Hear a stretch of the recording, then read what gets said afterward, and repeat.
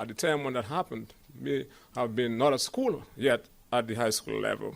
But all of us who were there were actually tremendously terrified by Mario. And we've been here today in this location, being able to drive from our various villages and hamlets to where we are now this morning, demonstrate how we have emerged as a country. And because hours after Hurricane Mario, all of us thought, including myself, we were going to die. It's not so. But we did not die. And the question is why? And it's because of our resolve and resilience as a people. And it's because of the support we have gotten from our benefactors. And we are not in this journey alone. But I want to say to you that I want to really commend all of you as students who have been here this morning. And I saw 6 schools taking part in this debate, but it should not be seen as a competition on the surface of it all. What I believe it has to be seen as, it has to be seen as a journey. And what therefore is a journey? A journey that is destined to rebuild in Dominica after Hurricane Mario, to a climate resilient and sustainable Dominica.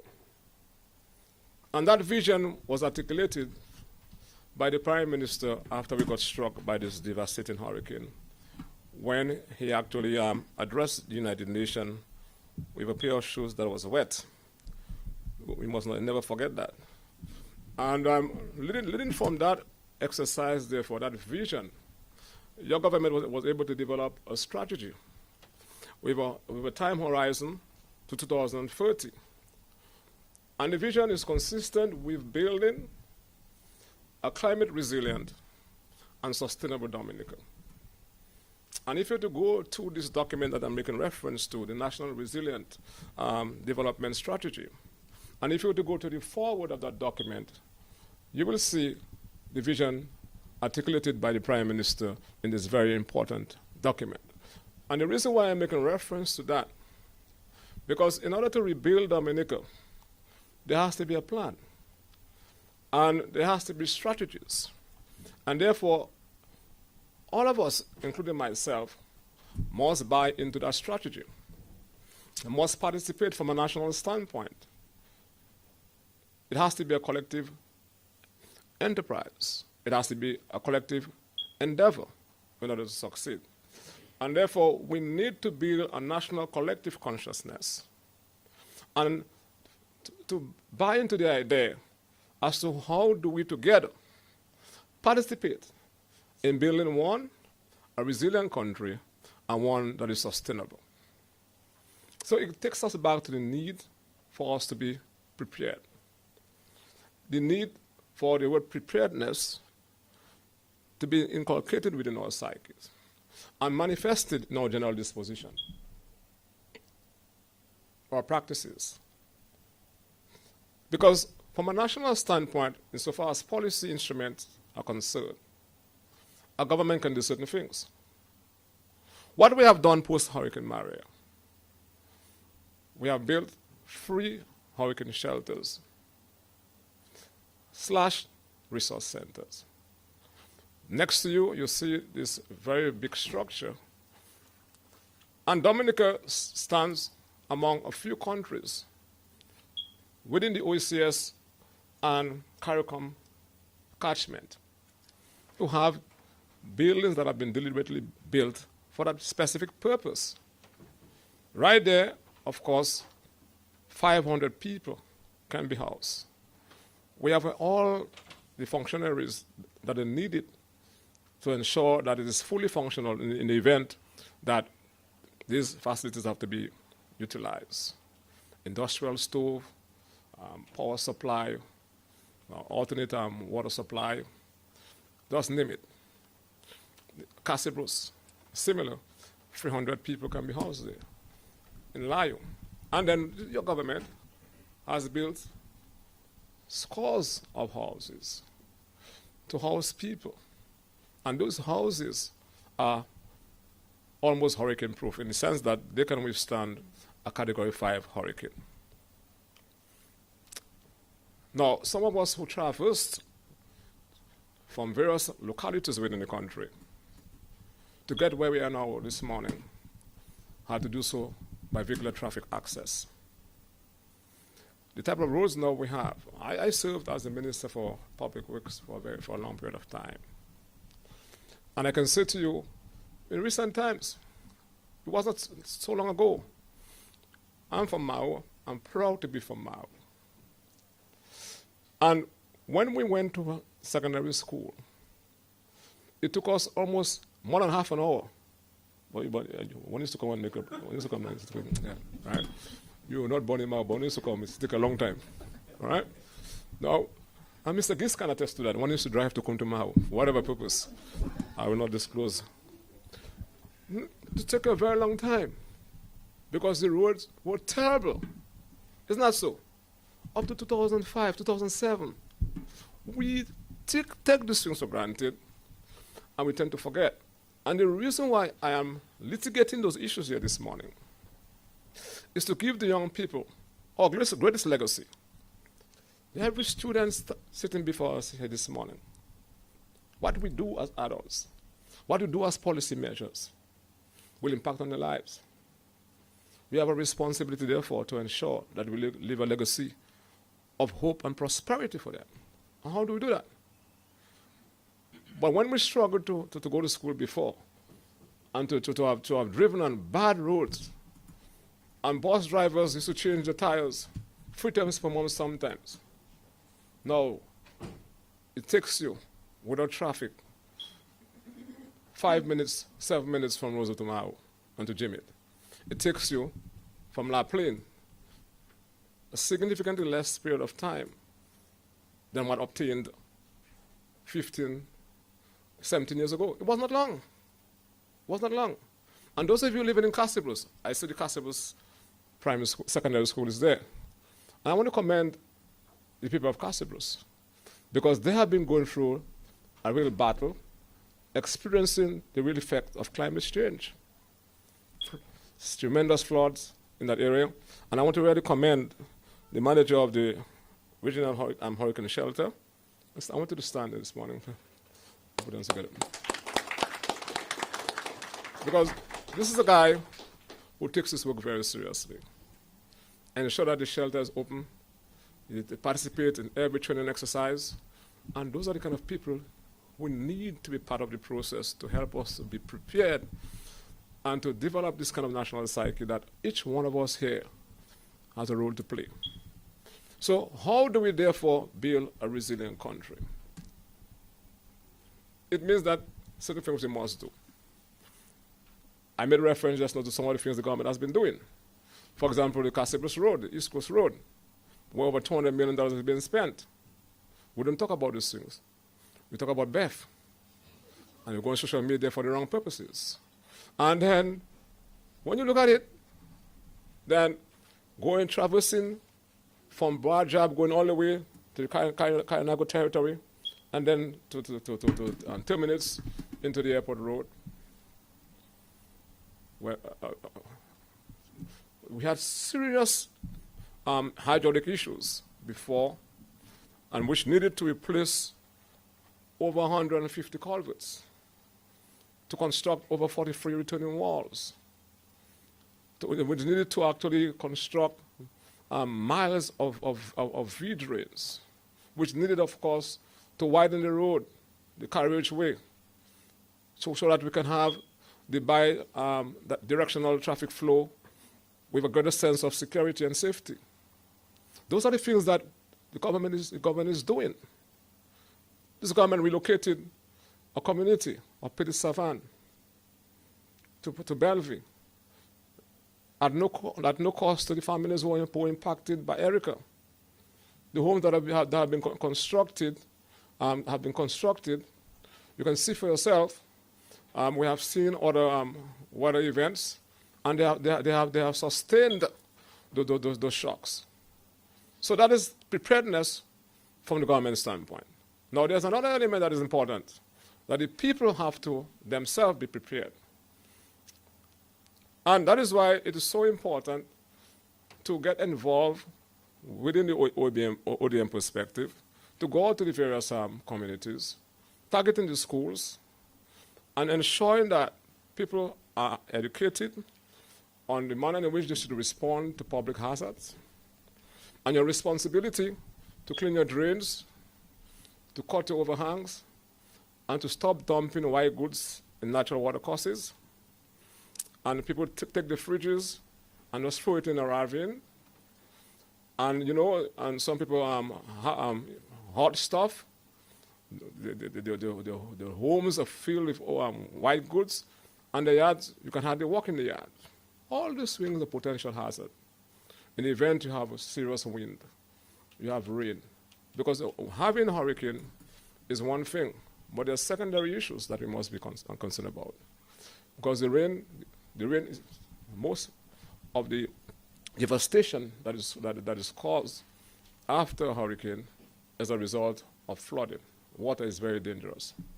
So that's why it's so important that we clean our drains, we cut overhangs, and we ensure that we do what we're supposed to do as individuals. So this exercise this morning should not be seen from a one-dimensional standpoint. We're having a debate, and we want somebody to win, and I want to win. The mere fact that all of you have shown up this morning, you're all winners. Irrespective as to who comes on top, every one of you is on top for being here this morning.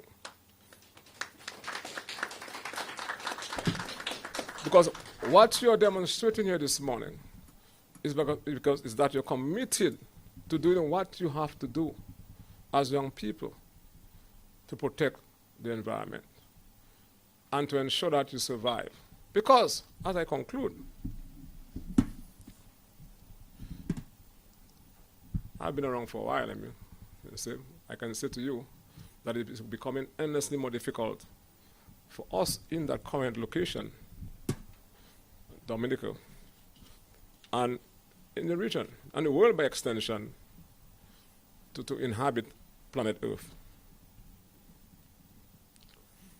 Just a couple of days ago, we have been seeing firsthand the effects of serious rain in our sister island of Grenada. They just had the devastation by a hurricane.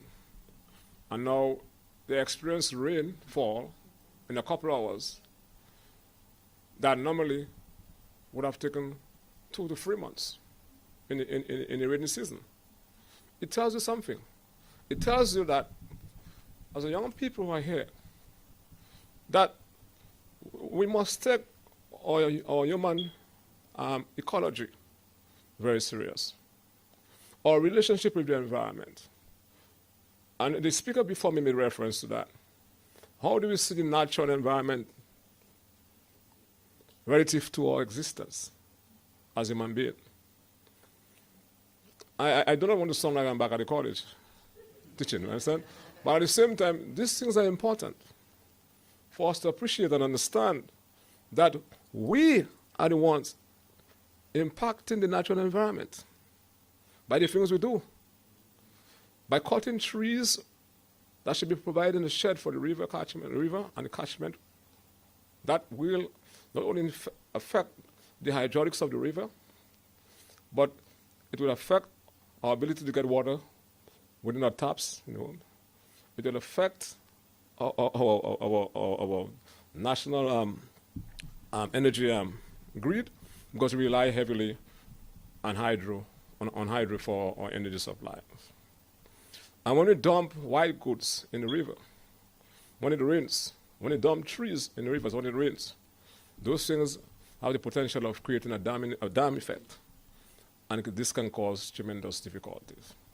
We have seen in recent times construction in certain, and that can be characterized as the hinterland of the country. And so our relationship with the environment is also very important. And I know those of you who are here, students, may have inclination in pursuing environmental studies.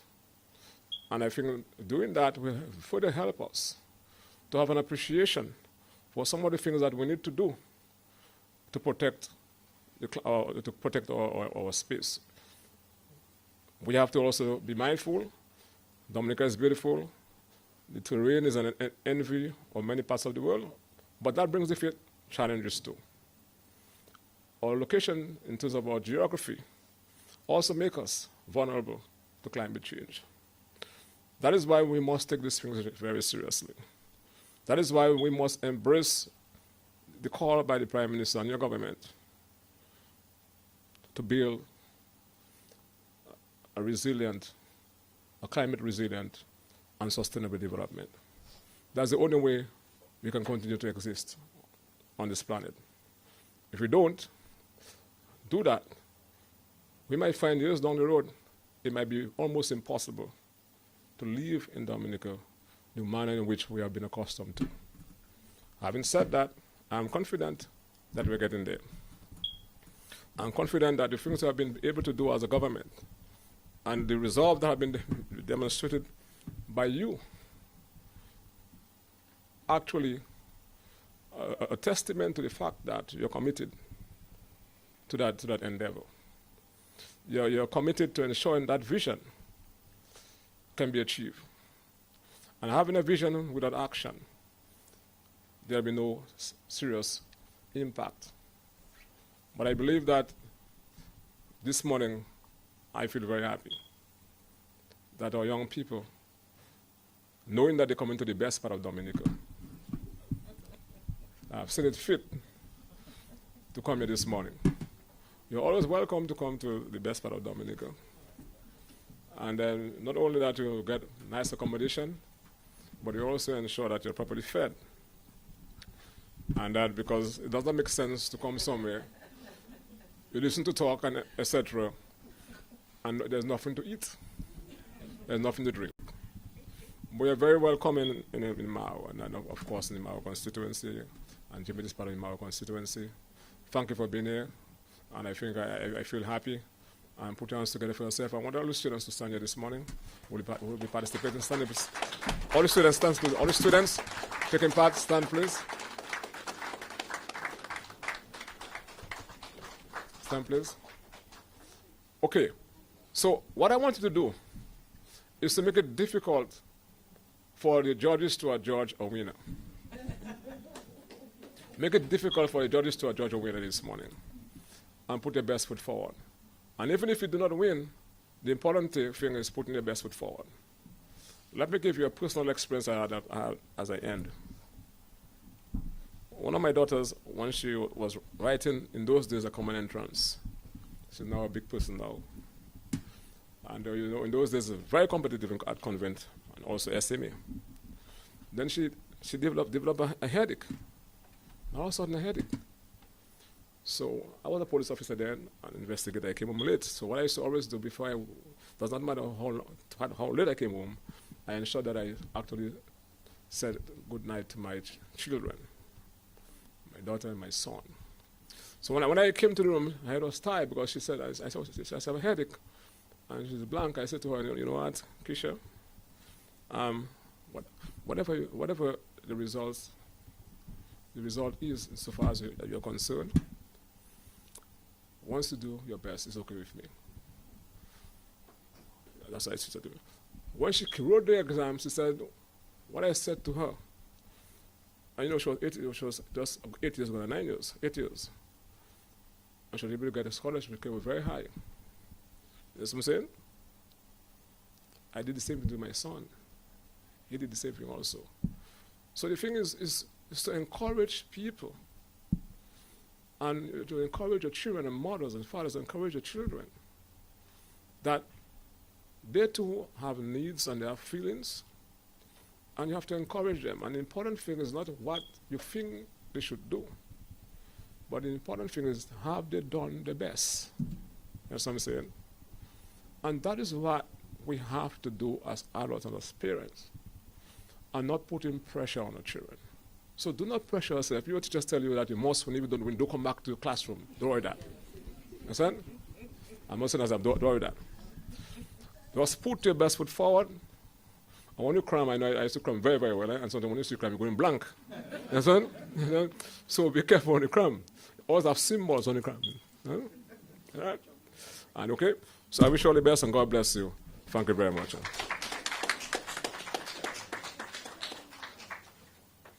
Thank you very much, Honorable Minister. I think we can all say that we tremendously enjoyed your speech this morning. And just before we go into the speech presentations, which is what I'm sure you've been anxiously waiting for, I will call on Ms. Joyanne Coppell to just close off this part of the program.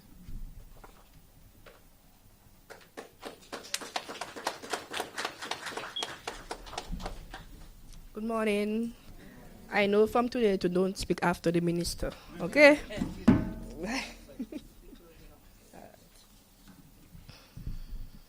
Honorable Reuben Blackmore, Minister for National Security and Legal Affairs. Ms. Joanne Commodore, Permanent Secretary for the Ministry of National Security and Legal Affairs.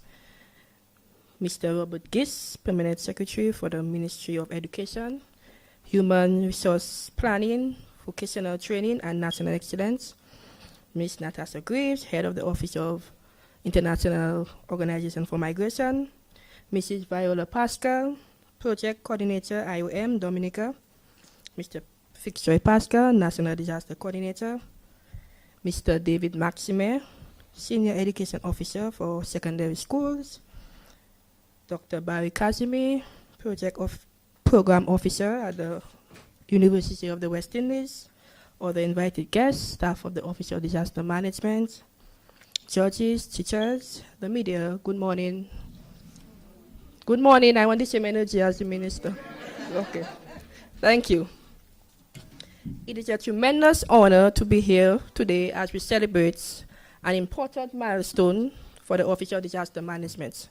Our very first public speaking competition focused on disaster risk reduction. This event is a testament to our collective commitment to empowering the youth and fostering a culture of resilience within our communities. I would like to share a bit about the journey that led us to this exciting moment. The process began with school visits to various high schools across Dominica, where we engaged students in meaningful discussions on the crucial topic of disaster risk management. During these sessions, we explored a wide range of themes from understanding local hazards and early warning system to practical steps for emergency preparedness. What struck with me the most was the level of engagement and enthusiasm from the students. They were attentive, eager to learn, and posed insightful questions that showed a great concern for their community safety. The discussions were lively and interactive, with students not only absorbing the information, but also critically thinking about how they could apply it in their daily lives. It was clear to me that these young minds were not just learning about disaster management, but they were internalizing the importance of being proactive and responsible members of the communities. One particular moment that stands out in my mind was when a student asked a deeply thought-provoking question about personal responsibilities during a disaster. She wanted to know what she could do in time of trying to help someone during a crisis, and this person refused to cooperate or was resistant to being rescued. With a strong sense of determination, she expressed that even in such a challenging situation, she would do her best to save that individual from harm.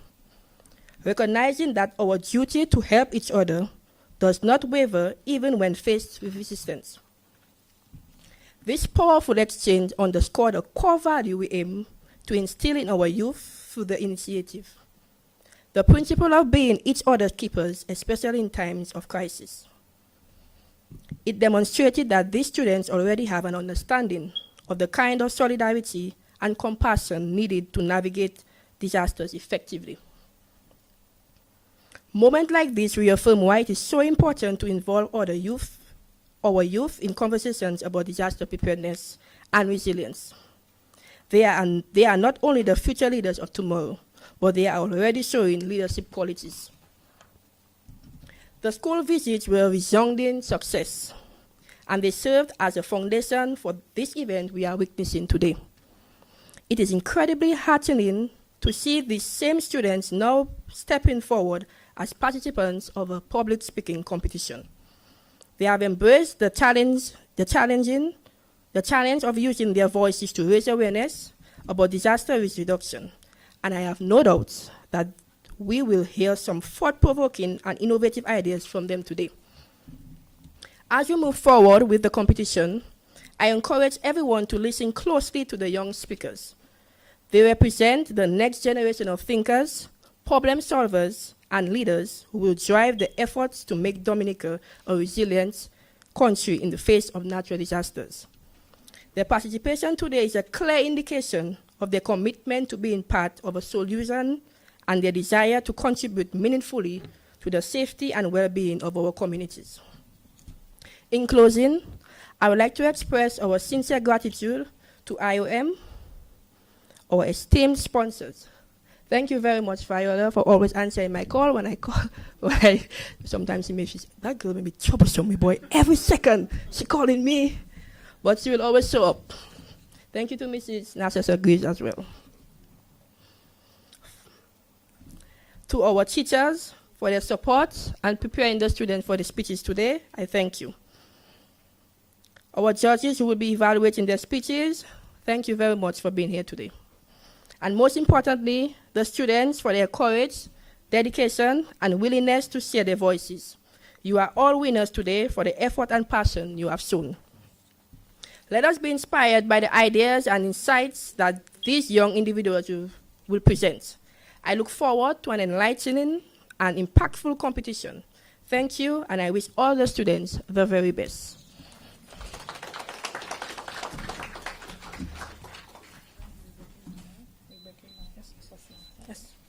Okay, so we will have a brief break before we proceed to the actual competition, and I will let the ODM guide us accordingly. But I want to thank everybody who showed up for the opening ceremony, and here ends our opening ceremony, but we're going into the competition. Of course, we're going to take a brief break, as Minister said, to feed the people a little bit. Okay.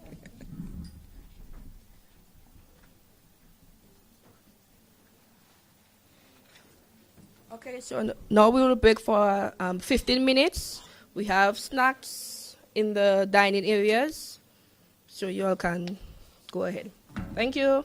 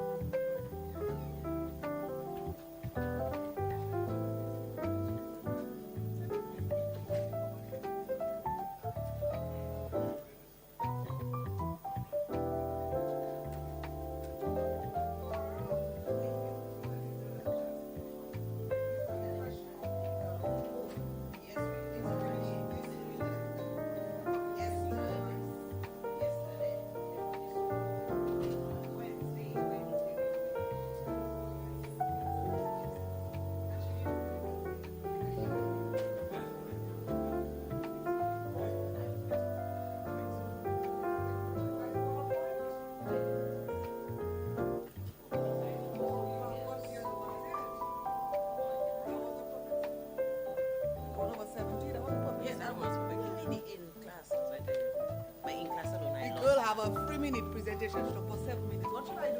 7 minutes? Okay. That's exaggeration. What would you do, miss? You give up a text call? No, miss. I wouldn't, but she should because it wasn't 7 minutes.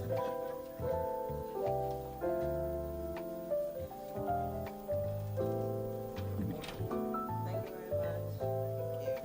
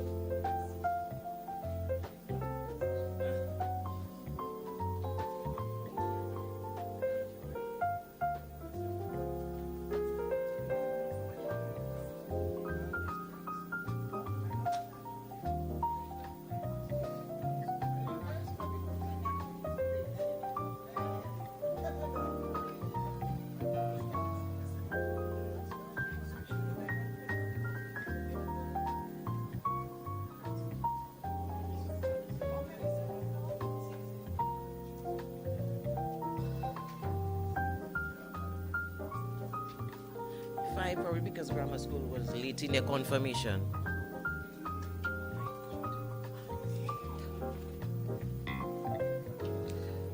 Sorry.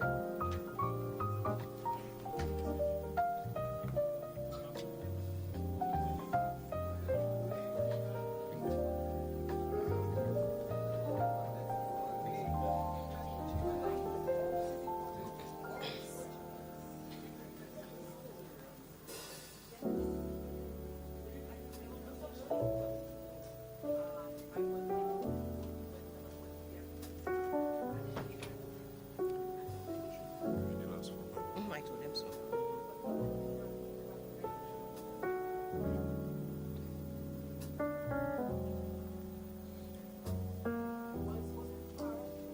Two.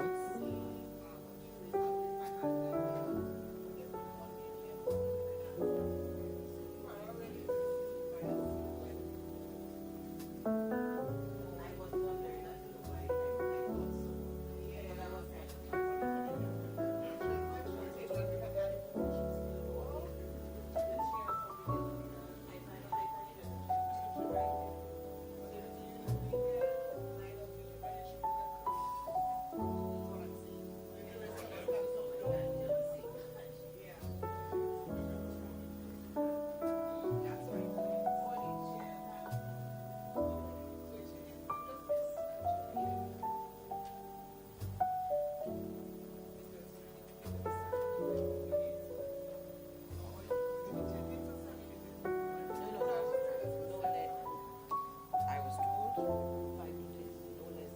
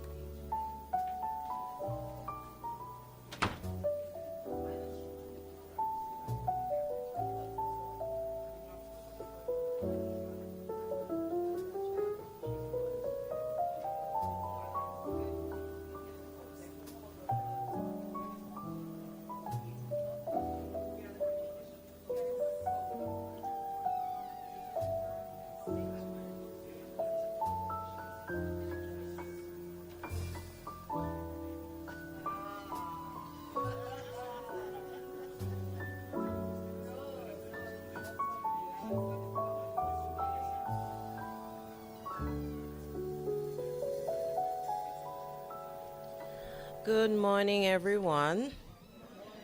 Welcome back. I hope you enjoyed your refreshment break. And I want to tell everyone, thank you for returning. Those who returned, thank you for returning.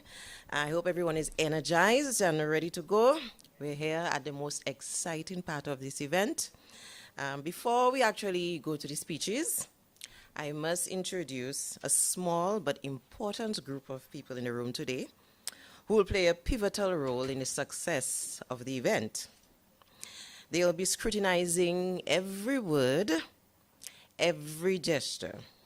Let me introduce the people who will be judging the speech performances.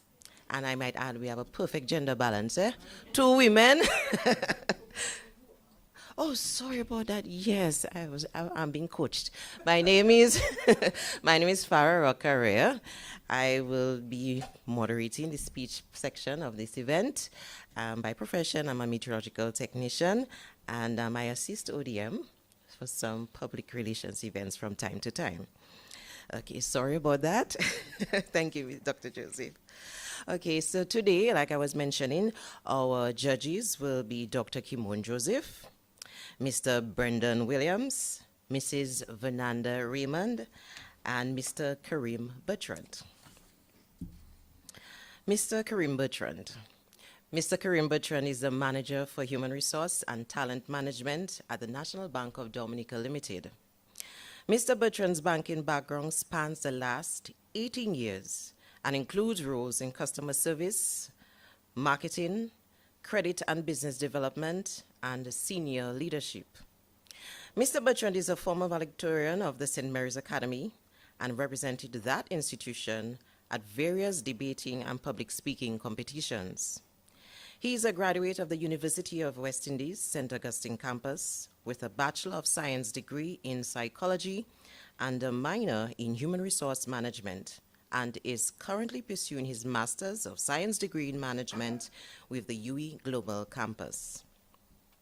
He has contributed to and participated in various community-based and national activities. He was a former CARICOM Youth Ambassador, former member of the Sixth Form Cicero Singers, youth and music ministry leader at the Church of Our Lady of Fatima in Newtown, talent and speech writer and coach for local and regional pageants, master of ceremony for national events such as the Golden Drum Awards and Jazz and Creole. Mr. Yes, that's good. My coach would say that was a very well-written biography. Mr. Brendan Williams. Mr. Brendan Williams, a former teacher at the Dominica Grammar School, hails from the beautiful community of Bellevue-Chopin. He is currently the president of the Dominica Athletics Association, a role he has transitioned into after representing Dominica internationally for well over 15 years in high jump. Mr. Williams is also the chair of the Commonwealth Games Federation Athletic Advisory Commission, executive member of the Dominica Olympic Committee, and the North America, Central American, and Caribbean Athletics Council. Mr. Williams is also a member of the Bellevue-Chopin Disaster Committee, where he has assumed the role of relief coordinator. Brendan is the holder of a bachelor's degree in business administration with a concentration in international business, a master's degree in business administration with a concentration in project management, and a master's in sports organization management. He is currently employed by the Ministry of Finance as an economist within the public sector investment program. Dr. Kimon Joseph. Dr. Kimon Kim Joseph is head at the UE Global campus. In addition to her administrative duties there, Kim teaches communications and leadership courses at UE. She serves as a moderator and a judge trainer for the National Inter-Secondary Schools Debate Competition and a judge of the DBS and Ministry of Education Primary Schools Reading Competition. Kim is originally from La Plaine, but lives in Cochrane. And my coach, Mrs. Vernanda Raymond. Mrs. Fernanda Raymond has been a public officer for over 28 years and currently serves as a senior administrative officer at the Ministry of Health, Wellness, and Social Services. Apart from her professional expertise, Mrs. Raymond has a good knowledge of emergency response and shelter management and undertook training and certification in camp coordination and management, shelter management, mass casualty management, psychological first aid, emergency radio communication, and first aid. She is actively engaged in her local community of Shawford and serves as a chairperson of the Disaster Management Committee and also as a chair of the Disaster District Committee, Roseau. She is a certified international shelter trainer, a member of the Dominica Red Cross, and CERT certified. Fernanda enjoys reading, interacting with people, serving others, and gardening. So you see, we have qualified judges here who have taken their time for this historic, I call it historic, first ever public speaking disaster competition. Before we begin, I must go through the judging criteria, but I'll let you know, before this morning, the 6 schools who have chosen to participate did not know the order in which they were going to present. They actually selected their numbers this morning. So I was told they are geography and social studies students, fifth formers. And here's the judging criteria. Each student has 5 to 10 minutes. No less than 5. You cannot exceed 10. To ensure a fair and objective evaluation, our esteemed judges will assess each speech based on 2 primary rubrics: content and delivery. Now, within these rubrics, there is specific criteria that will be considered. The content section sums to 75 points. The delivery section sums to also 75 points. So in total, the points will be 150. The first part in the content section will be, number 1, that's appropriateness of the topic. That's worth 5 points. Then the effectiveness of the introduction. I guess, did it grab attention? Did it transition smoothly? Then there's the organization of the speech. Was there a clear introduction, a body, a conclusion? The appropriateness of the conclusion. Did it end well? And did the speaker emanate a personal viewpoint? In other words, did the speaker beliefs color the perspective? And that section will be worth 30 points. The judges now are responsible to narrow down or dissect further a bit. They have to evaluate how clearly were the main points stated, if supporting points were given and how clearly these points were thoroughly explained, and the effective use of language. That section is worth 40 points. We move on to the delivery section. They're going to be assessing clear pronunciation, enunciation, were words easily understood, vocal variety, was the voice natural, was there sincere enthusiasm? That section is worth 30 points. Then we move on to eye contact. Was eye contact maintained? Was the body language in sync? Did the speaker look comfortable? And also they're going to be evaluating your movement. That section is worth 30. And the last section, did the speaker allow the audience to, did the audience remain interested? Also, what was the overall appearance and impression of the speaker? And finally, was the speaker confident? And did they look natural and relaxed? And that section is worth 15 points. So this is a job that we have bestowed upon the judges. All right, and as I mentioned, 6 schools will be participating. And these schools, I'm going to name in the order in which they should present. The school which chose, or selected, I should say, it wasn't a choice, it was a random selection. Going number 1, we have number 1, and we have one person from that school. Grammar School. The second school would be Castle Bruce Secondary School. Third, Pierre Charles Secondary School. Fourth, St. Martin's Secondary School. Fourth, Orion Academy. Fifth, Orion Academy. And sixth, Wesley High School.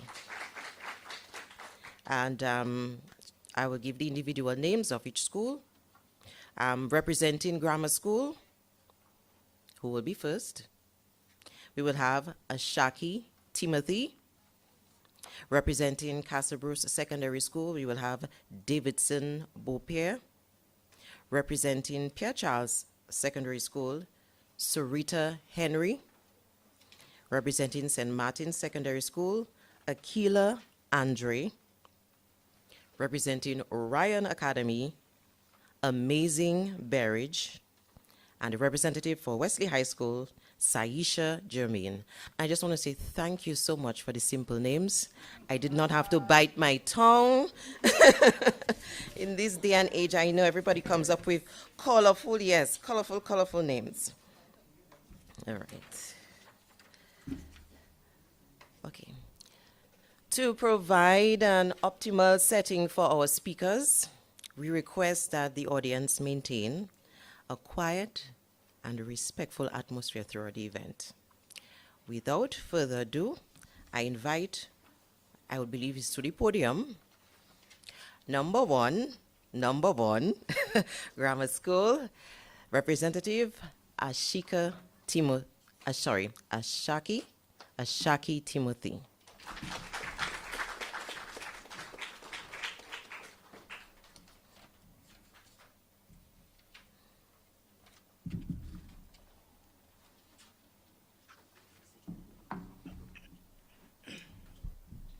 Good morning. The Calypsonian, the Hurricane, said it best when he sang. We need a miracle, and that miracle lies in the people's power.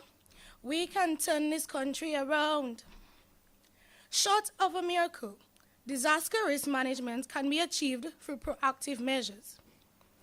Given the recurring devastation caused by natural disasters in Dominica and the urgent need for proactive measures, effective disaster risk management in Dominica requires a multifaceted approach, including but not limited to improved warning systems, resilient infrastructure development, and mandatory relocation of residents in flood-prone areas.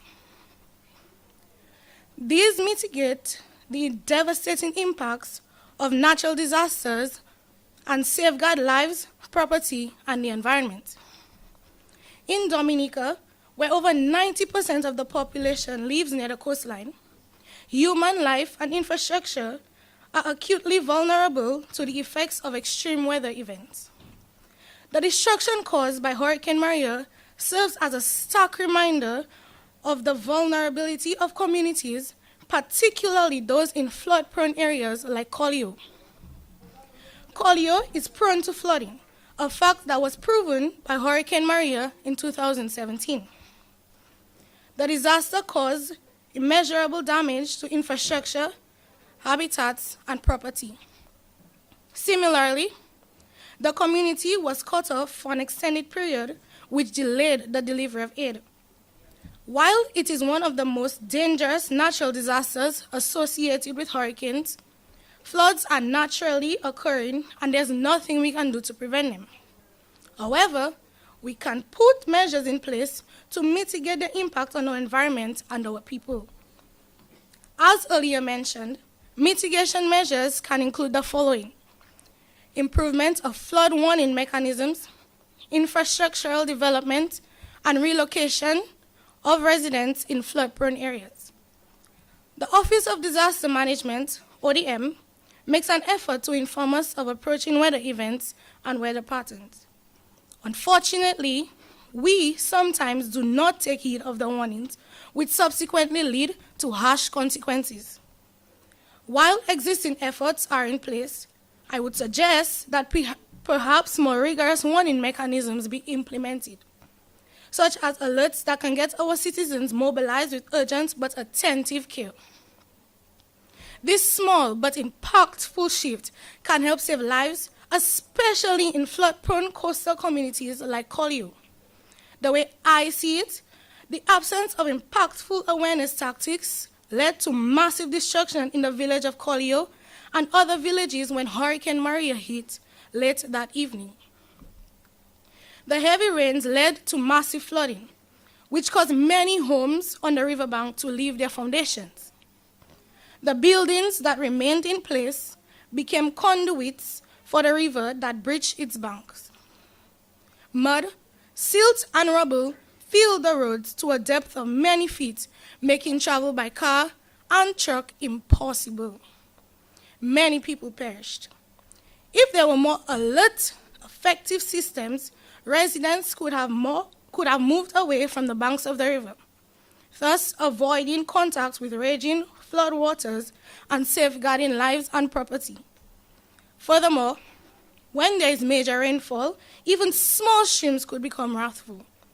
The right infrastructure in flood-prone areas can reduce the overall impact of floods and storm surges in coastal communities.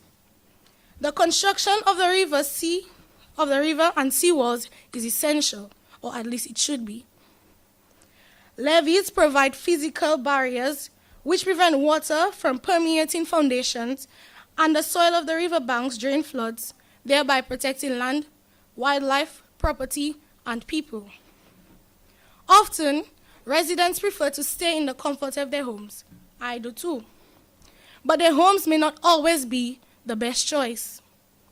Relocation of residents in flood-prone areas should be mandatory. It really should.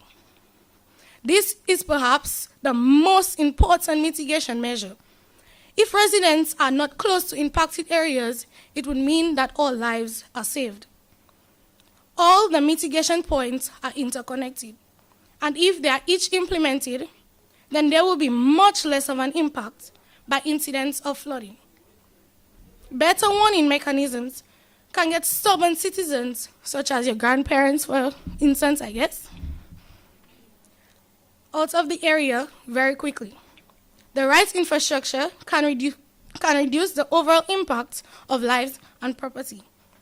Finally, the relocation of residents would mean that more lives can be saved if options 1 and 2 fail.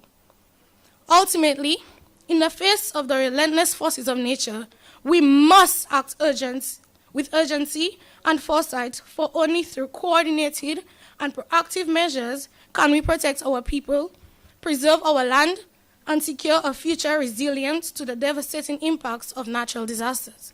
Thank you.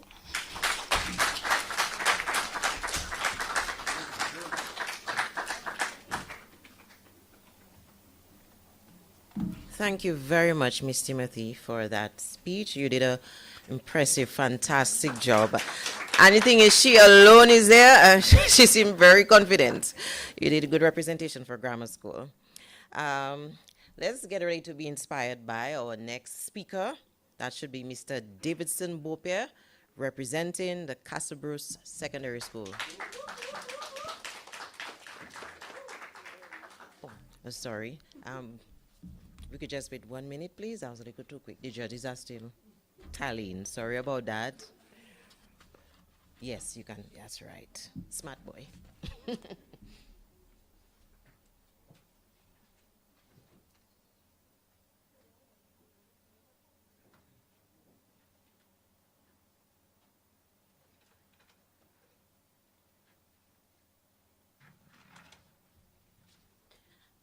I went to the individual schools and I explained that when we meet the 5-minute mark, I'll put up my index finger so the speaker would know that 5 minutes has passed. I'll also put up my finger again at the 9-minute mark so you would know that you're at the 9-minute mark and you have 1 more minute before your 10-minute mark, okay? So I'm just letting everyone know. Oh, at 5 minutes? Oh, has she had?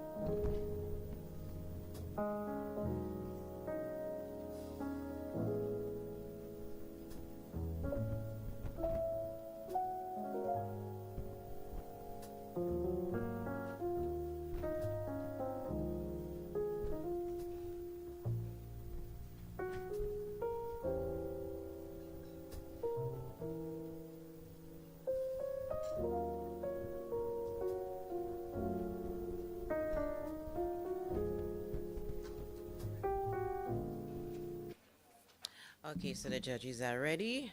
I welcome again Mr. Davidson Bopier from the Castlebros Secondary School.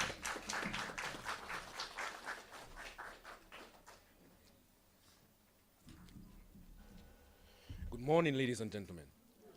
My name is Davidson Bopier, a fifth form student from the Castlebros Secondary School. My topic is disaster risk management in Petite Soufriere. Landslides are catastrophic disasters that not only endanger our infrastructure, but also human lives, agriculture, and investments. They are common in Dominica due to its mountainous topography and heavy rainfall. Today, I will discuss a pressing issue that affects Petite Soufriere, a scenic village situated on the island's eastern coast. It is home to one of my closest friends and many of my schoolmates who are unable to make it to school when a landslide occurs. This village has been plagued by landslides for many years, and the threat of a new landslide looms over the village every time there is prolonged rainfall. The area's steep slopes make it especially vulnerable. However, there are steps our country can take to mitigate the risk and safeguard both lives and livelihoods. 3 effective mitigation strategies: reforestation with proper vegetation management, the construction of drainage systems with slope stabilization, and warning system with investments in community preparedness can reduce the devastating impacts of landslides in Petite Soufriere. And these efforts can contribute to disaster risk reduction, protect lives, and support human security. The first strategy is reforestation with proper vegetation management. Trees and plants play a crucial role in stabilizing the soil. Their roots bind together, reducing the risk of erosion, which often triggers landslides. By planting more trees and slopes in Petite Soufriere, especially native species that thrive in our climate, we can strengthen the soil and create a natural barrier against landslides. Vegetation management involves removing invasive plants that weaken the land and replacing them with deep-rooted plants that help absorb rainwater. In addition, maintaining natural vegetation reduces the speed and force of surface water flow, decreasing the chance of a landslide. The Inter-American Institute for Cooperation on Agriculture, ICA, issued a press release titled "When It Rains, the Soil Flows" on November 8, 2022, highlighting an ecosystem-based adaptation (EBA) project funded by the Caribbean Biodiversity Fund (CBF) and implemented by ICA and partners. The initiatives aim to promote the use of deep-rooted vetiver grass, stabilize susceptible slopes, limit soil erosion, and monitor changes in vetiver-amended slopes using drones with light detector and ranging LiDAR sensors and preset flight plans. The project is merely one small intervention in 4 Caribbean countries to promote nature-based solutions for climate resilience. One Petite Soufriere farmer was happy to see that the vetiver had protected his property from sliding. Another key strategy is the construction of drainage systems to control water flow on hillsides. Landslides are often triggered by excess water saturating the soil. By installing proper drainage systems such as culverts, channels, and terracing at Petite Soufriere, we can divert excess water away from vulnerable slopes. This keeps the soil dry and prevents it from becoming unstable. In combination with drainage, slope stabilization techniques like retaining walls and terracing can significantly reduce the impact of landslides. Retaining walls provide a physical support for slopes. With terracing, it reduces the steepness of the land, making it less prone to collapse. The necessity for effective drainage and slope stabilization was underscored when a trough system impacted Dominica on Saturday night and Sunday, November 6, 2022, causing severe rainfall over Petite Soufriere and the East Coast communities. According to the Office of Disaster Management, ODM, website, some places recorded rainfall total of more than 13 inches or 330 millimeters. One individual died and a few residents were injured. Roads were also impassable due to debris from the slides, and homes and infrastructure were severely damaged. The third strategy is the development of early warning system with investments in community preparedness. Technology today allows us to monitor rainfall, soil moisture, and ground movements, giving communities a warning before a landslide occurs. By setting up such systems, we can give residents of Petit Soufriere time to evacuate or take other protective measures. Equally important is preparing the community through education and drills. Teaching people how to recognize early signs of a landslide and where to go in case of an emergency will save lives. In November 2022, an MO News reporter drove through the communities devastated by the November trough and captured video footage of the aftermath. While there, she met with the residents of Petit Soufriere. A village resident stated that she had just come into her home when the slide occurred unexpectedly. She observed the landslide enter her yard. The decision to enter her home may have saved her life. Preparedness ensures that people respond promptly and appropriately when a disaster occurs. Now, you may ask, why is mitigation important? When the reporter questioned another villager if she would stay in Petit Soufriere, she replied that there are benefits and drawbacks of staying because people there rely on farming, fishing, bailiff, and raising animals like pigs or chickens. She would not mind if they were moved to an area where they could resume their livelihood, but it would not make sense if they were placed in an apartment where she would not be able to engage in any of the farming activities they have been used to. I could deduce that in order to maintain her livelihood, she and many others like her would be willing to stay in the landslide-prone area. Landslide mitigation is important for this reason. These strategies can assist us in reducing the impact of landslides or preventing many of them from happening in the first place. This ultimately saves lives by maintaining the safety of our roads, homes, and infrastructure. In conclusion, reforestation with vegetation management, improved drainage with slope stabilization, and early warning systems with community preparedness are three strategies that can dramatically reduce the risk of landslides in Petit Soufriere. Mitigation supports human security. When a landslide destroys crops, homes, or roads, it takes away not just property, but a means to survive. Farmers lose their crops, families lose their homes, an entire community can be cut off from essential services. By investing in these mitigation strategies, we can protect the economy, environment, and a way of life for the residents of Petit Soufriere. Let us take action now for this community, our people. We can create a safer future for all of them. Thank you.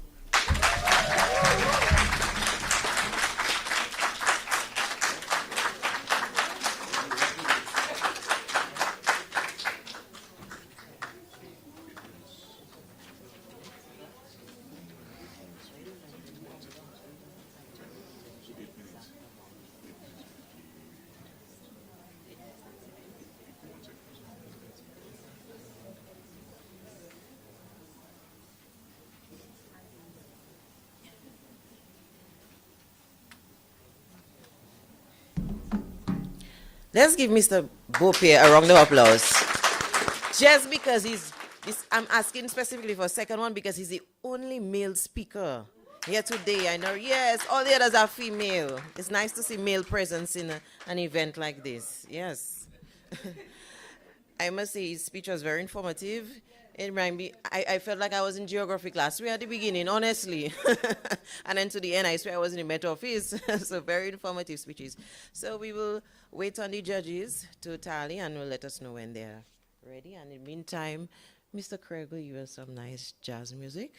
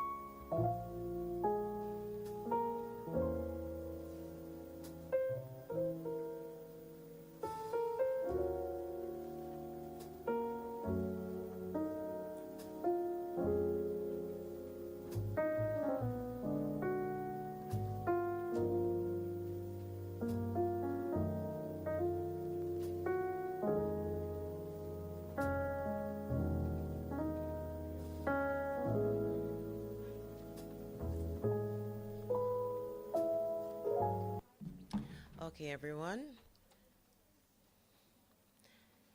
Let us give a warm welcome to the speaker for the Pierre Charles Secondary School, Miss Sarita Henry.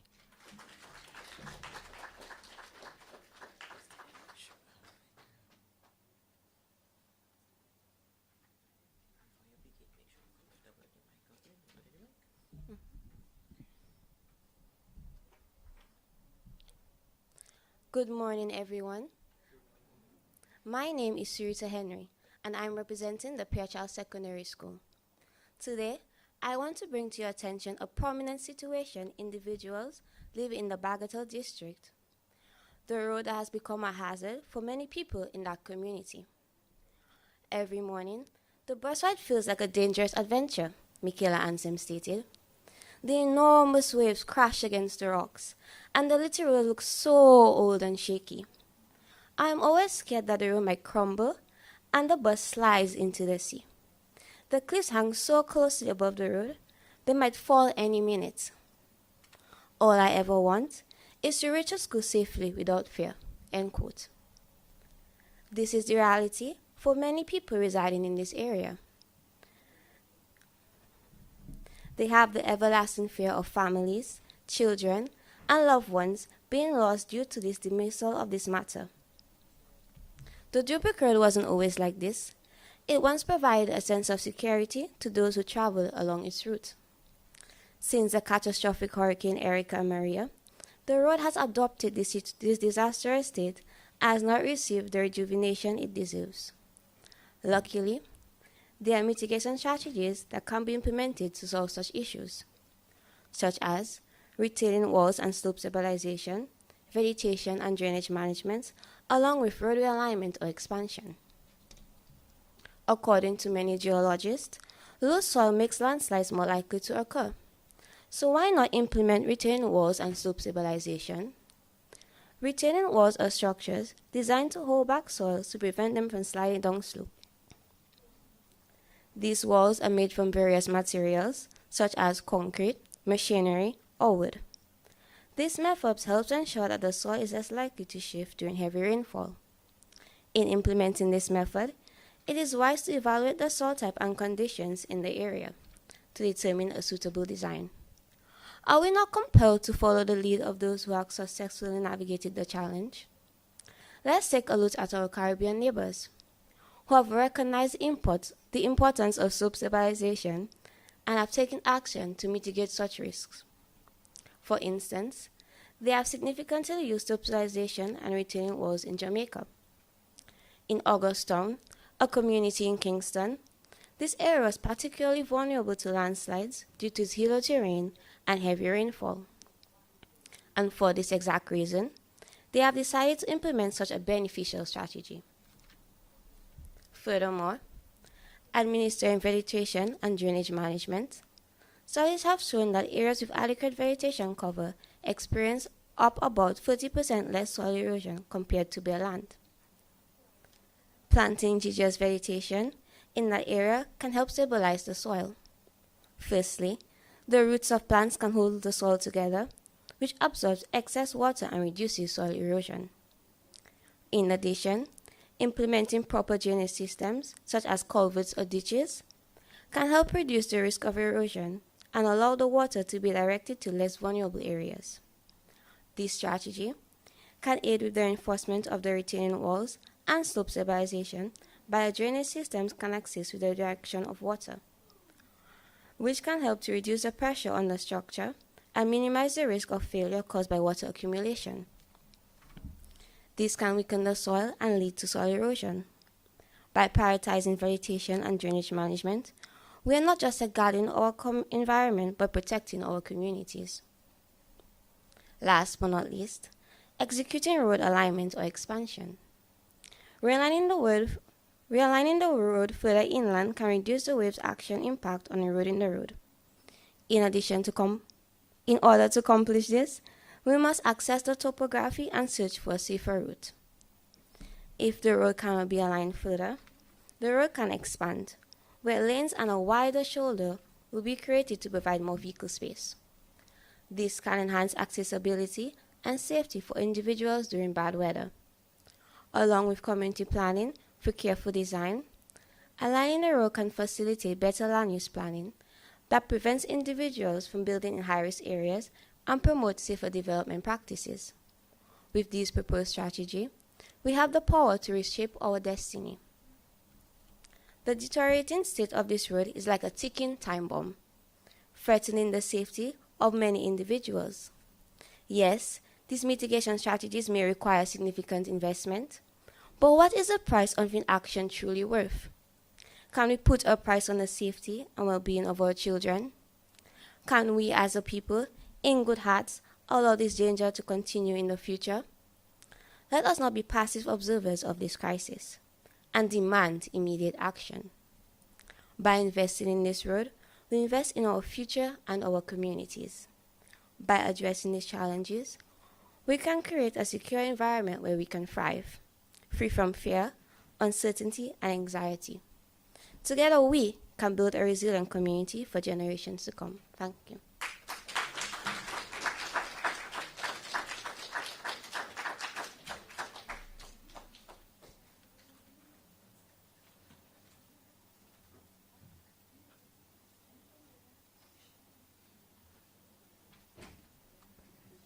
Thank you, Sarita from the Pierre Charles Secondary School. While the judges tally, we will enjoy our jazz music.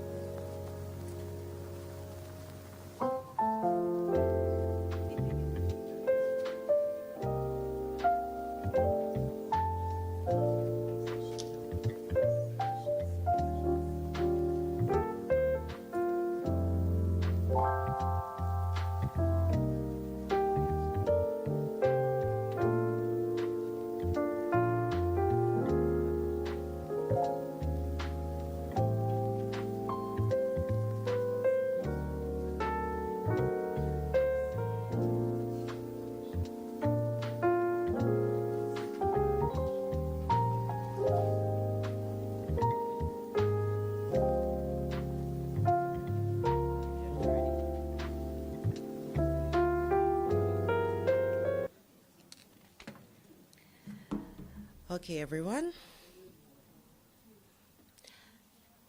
I hope everyone so far find these speeches are quite incredible, because I am. I'm very much impressed so far. We're at the 4th mark now.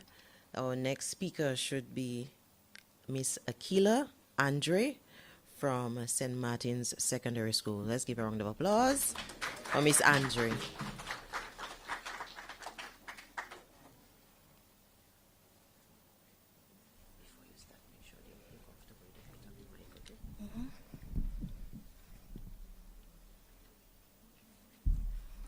Disaster mitigation.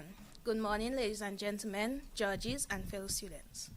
I am Akila Andre from the St. Martin Secondary School, representing the FIFOM class. In 2017, Dominica faced one of its deadliest natural disasters when Hurricane Maria reached the islands, leaving devastation in its wake. Floods, landslides, and immense destruction shocked our communities, proving that we are vulnerable to the force of nature. The question before us is simply, what can we do to prevent this from happening again? Today, I will focus on a specific area in Dominica prone to natural disasters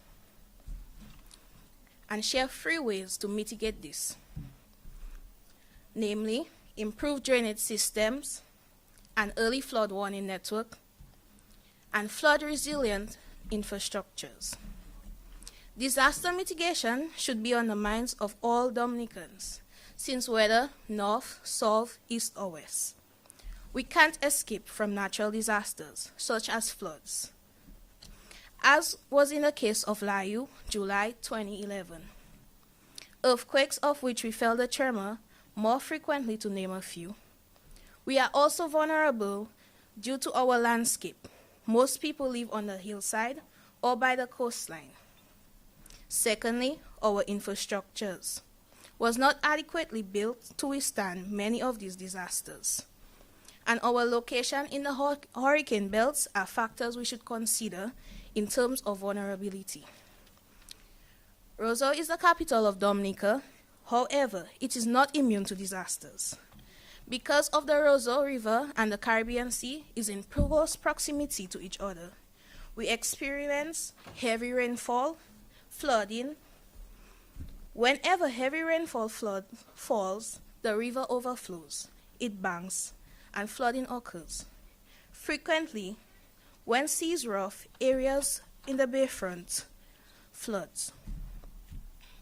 Mitigation means reducing harmful effects of flooding that may occur in Roseau in the future.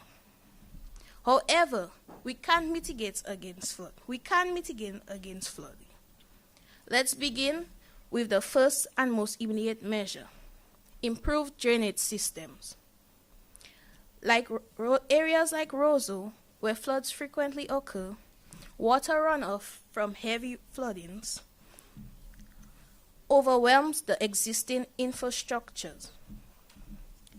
The solution lies in expanding and reinforcing our drainage systems. By installing larger drains and creating natural water channels, we can prevent excess water from flooding homes, roads, and businesses. According to the Office of the Prime Minister in Jamaica, simple efforts have proven successful, significantly reducing the impact of flash floods in urban areas. By investing in better drainage, we can ensure that the Roseau and other communities are protected from immediate threats of rising water. But effective drainage alone won't save lives. This brings me to my second point: implementing comprehensive early flood warning systems. Many disasters catch communities off guard, leaving them with little time to respond. An early flood warning system uses technology such as weather sensors, automatic river gauges, and mobile alerts to notify residents of approaching floods. It gives people ample time to evacuate, safeguard their homes, and take necessary precautions. This system was used effectively in Japan according to the independencenews.com, where early flood warnings have saved countless of lives during tsunamis and floods. Imagine how safer our communities would be if everyone received timely, reliable information before a flood struck. Lastly, we must think long-term. Even with better drainage and warning systems, our infrastructures must be built to withstand floods. This third measure focusing on constructing flood-resilient infrastructures. By building roads, by building buildings and by constructing flood-resilient buildings and roads that are elevated, using water-resistant materials that can weather the storm. In countries like the Netherlands, where flood risk is a part of life, entire neighborhoods are designed to withstand high waters. Elevating homes and reinforcing bridges and building roads that can drain quickly can ensure that when floods occur, they don't completely devastate our communities. This approach not only protects lives, but reduce recovery costs in the long run. In summary, we can significantly reduce flood risk in Dominica by focusing on 3 key strategies: improving our drainage system, implementing early flood warning networks, and building flood-resistant infrastructures. These are not just ideas. They are measures that have worked around the world and can be adapted to our local needs. I urge the policymakers and community leaders in this room to take action now. We can't wait for the next disaster to strike before we begin preparing. Together, we have the power to create safer and more resilient Dominica. Let us not allow history to repeat itself. With these strategies in place, we can ensure that water never rises again. When water rises again, Dominica will be strong. We may not be able to prevent some of these disasters, but we can. Yes, we can mitigate. I say mitigate against them. Thank you.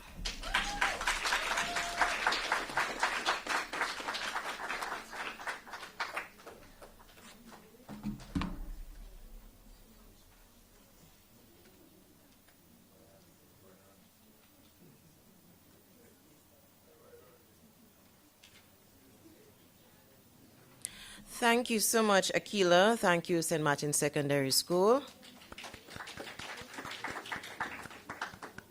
That particular speech strike very dear to me because you touched on early warning flood system, and we actually have an early warning flood system, but it's in its baby stages, right?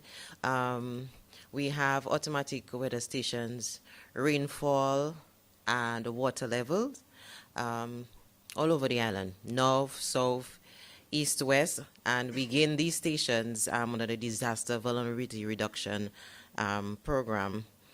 I say it's in its baby stages because we have not accumulated enough data so far. Sorry, and it's just for you to know. So some of you, let me see, anybody from La Plaine area? Does anybody have to? Haven't you seen the automatic weather station at the Laprin Bridge, the Laron Bridge, and there's one at the Dailies, White River, Bailey Bridge as well. We have stations all over the island. So we're still in the baby stages. So, yeah. Hopefully, Miss Andre will become like Japan one day, but baby steps, baby steps. So while our judges tally, I think the DJ have a slight change in music for us. Yes, I was suggesting, let me see if my suggestion is to the taste of the younger crowd.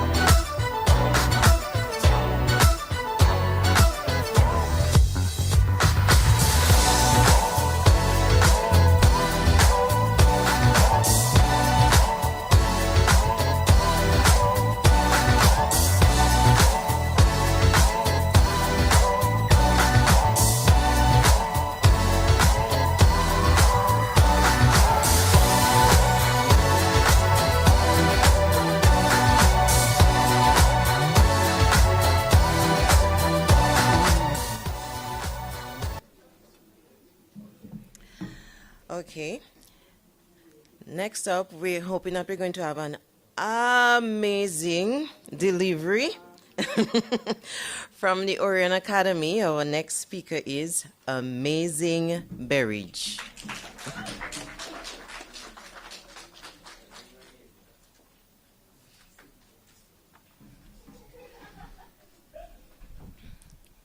Good morning, everyone. I'd like to talk to you about something that is very dear to my heart. But first, let me explain why it means so much to me. In 2015, during Tropical Storm Erica, my former classmate lost both her father and uncle when the Bafeset River overflowed its banks and ravaged the once quiet neighborhood of Paradise Valley. My former classmate and her family felt the devastating effects of this tragedy for years after. Bafeset is precious to me because a portion of my childhood was spent living and playing there. And as a footballer, the Bafeset playing field is one of the main places I train. I also attend school in Bafeset, and each of these locations are right next to the treacherous Bafeset River. This is why I chose to research strategies for mitigating flooding damage from this river. Today, I will discuss 3 effective strategies specifically designed to reduce the impact of flooding in Bafeset. This area has faced the horrific effects of floods in the past, particularly during Tropical Storm Erica in 2015 and Hurricane Maria in 2017. These disasters not only caused significant damage to homes and infrastructure, but most significantly, they caused loss of life. As we reflect on these events, it becomes clear to us that we must take proactive measures to build resilience and protect our community from future flooding. The 3 mitigation strategies that I propose are improving drainage systems, reinforcing the riverbank, and promoting community education and engagement. First, let's talk about improving drainage systems. One of the critical lessons from past floods is the importance of effective drainage. With the exception of the brand new City View development, the majority of areas along the Bafeset River do not have proper, well-maintained drainage.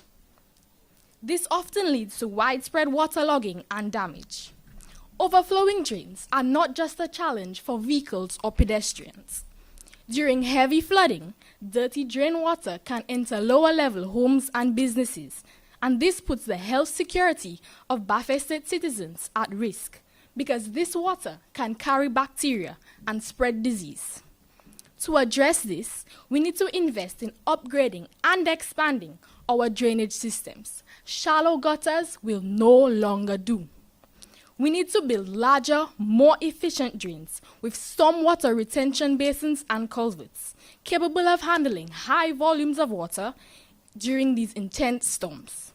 Additionally, regular maintenance is essential to clear these drains of debris, which can obstruct the flow of water. By improving and maintaining our drainage systems, we reduce the likelihood of flooding, ensuring that our community stays safe and accessible even during extreme weather events. But there is still more we can do. The second strategy is to reinforce the riverbank. Doing so can help manage the flow of water and prevent overflow into residential areas. The reinforcement method that I propose is a gabion wall. This is a stone-filled wire mesh wall. It is affordable since the price is relatively cheaper compared to concrete walls. It is also environmentally friendly as it is made up of a freely available natural resource, stone. It is also an excellent protection method because it is permeable. So therefore, it reduces water flow without stopping it entirely, unlike concrete walls, which stop water flow entirely but reroute the water, causing it to just overflow somewhere else. The gabion wall is also a better option than the traditional gabion baskets, since the individual baskets are more likely to get damaged and displaced over time. Implementing gabion walls on both sides of the Bafeset River is an ecologically sustainable way to safeguard our community. The final and arguably the most important mitigation strategy is community education and engagement. While physical infrastructure and engineering solutions are vital, they must be complemented by community awareness and involvement. It is essential that Bafe State residents are educated on flood risks, the importance of proper drainage, and the role they can play in maintaining their surroundings. Workshops and training programs need to be regularly organized to teach community members. It is also crucial to develop an emergency response plan that includes evacuation routes, safe zones, and communication networks so that residents are prepared when flood warnings are issued or when flash floods occur. Simple reminders, like the need to have a go bag with essential food supplies, medicine, and important documents, can help promote food security and economic security during and after a disaster. Those of us who live, work, and go to school in Bafe State have no choice but to coexist with this river. We need to know what to do and where to go when it overflows its banks. In conclusion, flooding has had a severe impact on Bafe State in the past. The long-term displacements of residents, especially the poor, can lead to mental health issues and social issues, such as abuse and gender-based violence in shelters. But with the right strategies, we can reduce the impact of flooding and build a more resilient community. By improving drainage systems, reinforcing the riverbank, and promoting community education and engagement, we lay the foundation for an effective flood management strategy. Now is the time to act. We cannot afford for another disaster to remind us of the vulnerabilities we face. Let's work hand in hand to implement these measures, ensuring a safer, stronger, and more sustainable Bafe State for everyone. I thank you.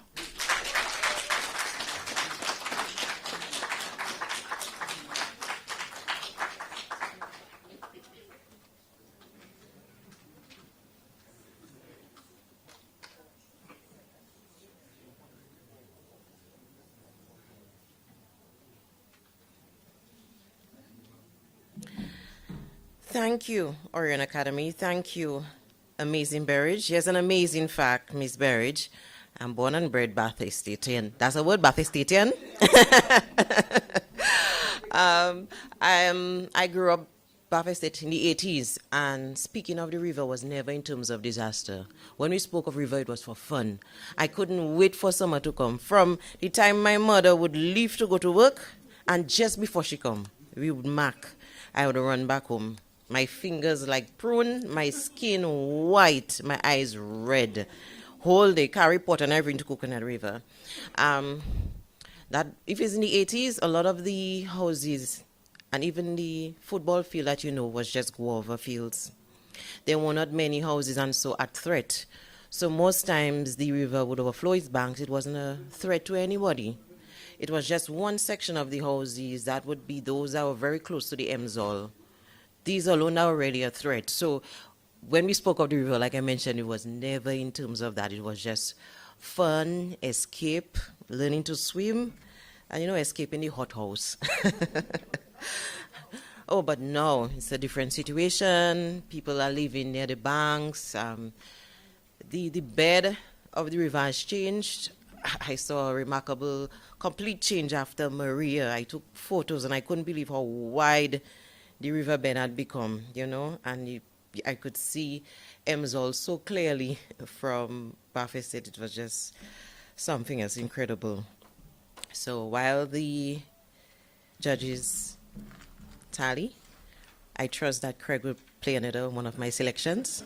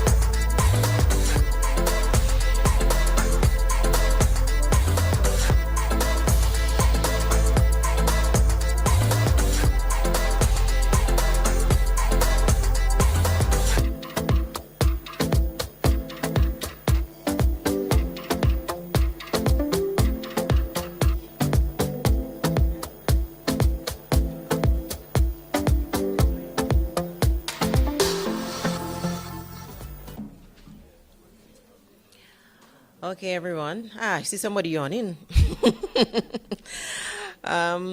We have our final speaker, our final presentation from Wesley High School.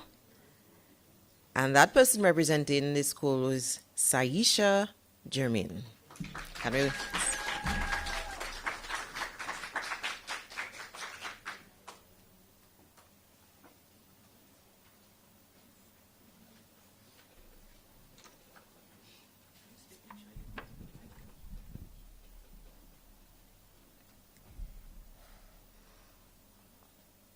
Ladies and gentlemen, a pleasant good afternoon to all.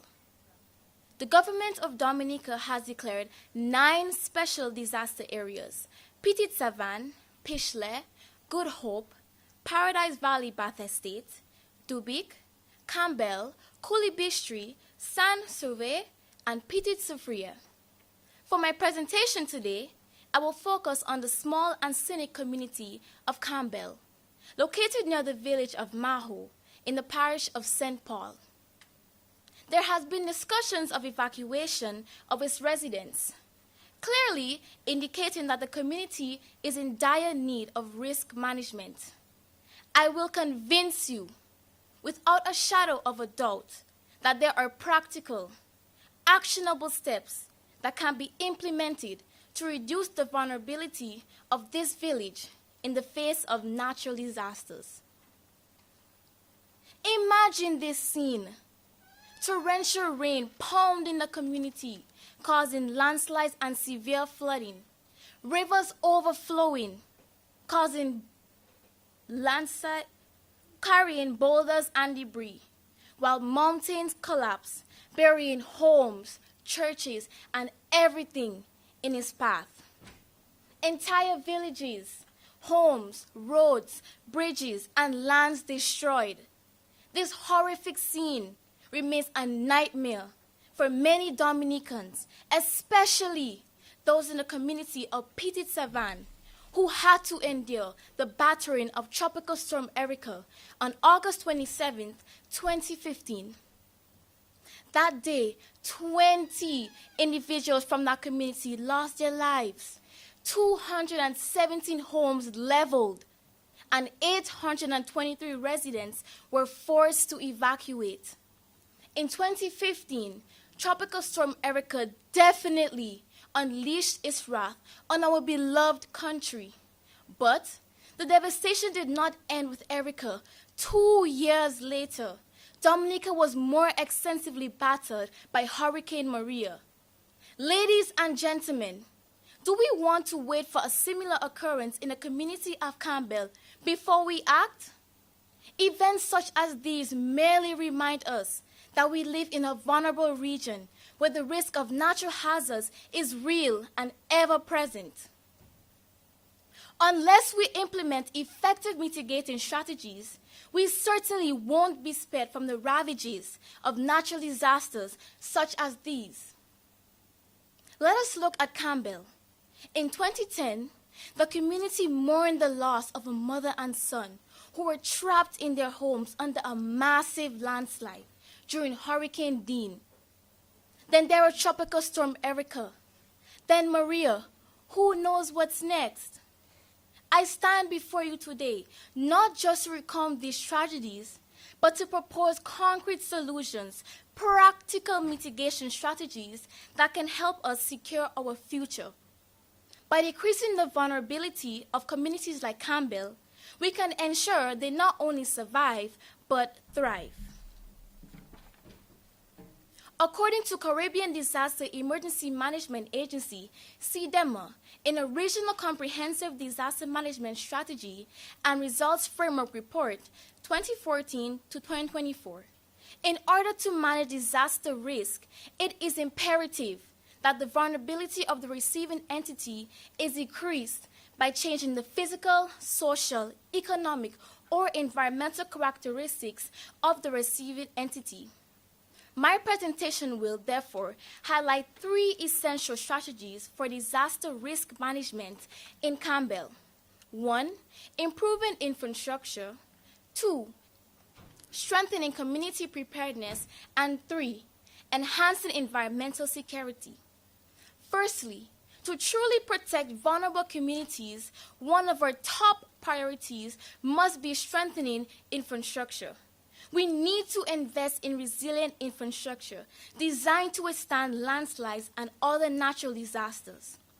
Techniques like slope stabilization can significantly reduce the risk of landslide by stabilizing soil and controlling erosion. These include constructing retaining walls from durable materials to hold back soil, creating terraces on steep slopes to reduce gradients and slow water flow, and using soil nailing, rock bolts, or ground anchors to secure unstable slopes. Effective drainage systems can be life-saving, as drainage channels along slopes can redirect surface water, reducing soil saturation and erosion. Evidence from other regions highlights the impact of investing in resilient infrastructure. For example, in St. Lucia, the government introduced the Management of Slope Stability in Communities (MOSAIC) program. Thanks to MOSAIC, hillside communities in Castries experienced no landslides during a storm in October 2010, despite receiving 50 centimeters of rain within 24 hours. Before MOSAIC, even moderate rains would destabilize these hills, threatening lives and livelihoods. Let us commit to these changes now, so our communities can thrive safely in the future. Secondly, ladies and gentlemen, it is crucial to focus on community preparedness, as this can be the difference between life and death during a disaster. For instance, a study by the United Nations Office for Disaster Risk Reduction, UNDRR, found that communities with structured preparedness programs have 30 to 40% fewer fatalities and injuries during disasters compared to unprepared areas. When communities understand how to respond in the face of an imminent threat, such as a landslide, they can act decisively and effectively. For example, in Jamaica, there are community disaster management committees which coordinate regular drills, educational programs, and workshops, equipping residents with knowledge about evacuation routes, safety procedures, and post-disaster recovery. Director of CREED, Ms. Francine Barron, in a 2021 GIS article, Dominica in a better position to withstand a major hurricane, says CEO of CREED. The importance of engagement has noted, and community engagement in the most vulnerable communities is underway. However, much more needs to be done. Preparedness is not just a strategy. It is a lifeline for our most vulnerable communities. Finally, environmental security is crucial for long-term disaster resilience in the community of Campbell. Landslides are often direct consequences of environmental degradation, making it essential to focus on sustainable environmental management. Reforestation is a powerful tool for stabilizing soils and preventing landslides, while also bolstering agricultural productivity. In the Ganivas region in Haiti, for example, reforestation initiatives have led to reduced flooding and erosion, decreasing the region's vulnerability during hurricane season. By adopting these practices, we can build a future where our environment strengthens our defenses rather than amplifying our vulnerabilities. In summary, we must prioritize 3 essential mitigation strategies to safeguard Campbell and Dominica's future. 1, improving our infrastructure. 2, strengthening community preparedness. And 3, enhancing environmental security. Each of these measures will reduce our vulnerability, helping us build a safer, more resilient nation. I urge policymakers, community leaders, and every Dominican to commit wholeheartedly to these strategies. Together we can and must implement these solutions to protect our families, our homes, and our future from the devastation of natural disasters. Let us not wait for another tragedy to remind us of our vulnerability. Let us not allow another disaster to rob us of our livelihoods, our loved ones, and our security. No! is a time to ensure that the Dominica we leave to future generations is safer, stronger, and more resilient than ever before. Remember, a stitch in time saves 9. Together, let us build a Dominica that stands firm in the face of nature challenges, a Dominica ready to protect and preserve the lives, dreams, and futures of all its people. Thank you.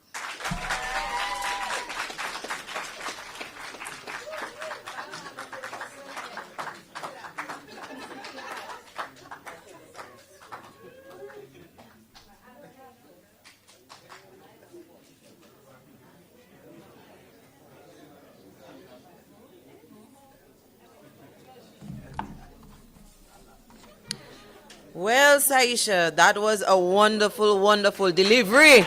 Yes, that was a wonderful delivery. Not all the schools delivered well, today. For a first event like this, I am very much impressed. I can see that the teachers and the students really worked hard to come here today and deliver. I'm very much impressed.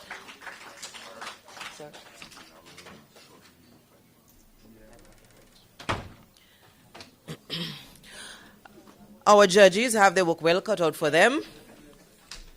Like I said, they're all outstanding performances. Now, the judges are going to be holed up in the VIP room. They're going to be debating, deliberating, calculating. So let's give them a few minutes to sort that out. And the ODM officials said that they have a 5-minute video to show you guys. It's a surprise to me, too. I'm not sure what's in there. So let's have a look.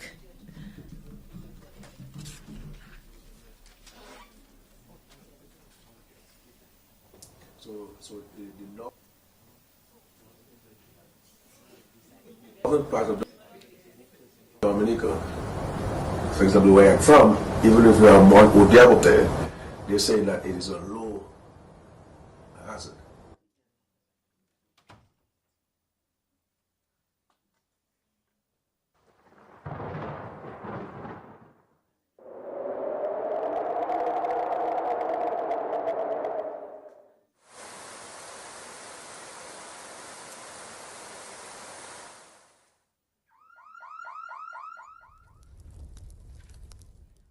Very high hazard. So this is where you're more likely in the country to have a volcanic eruption. Okay?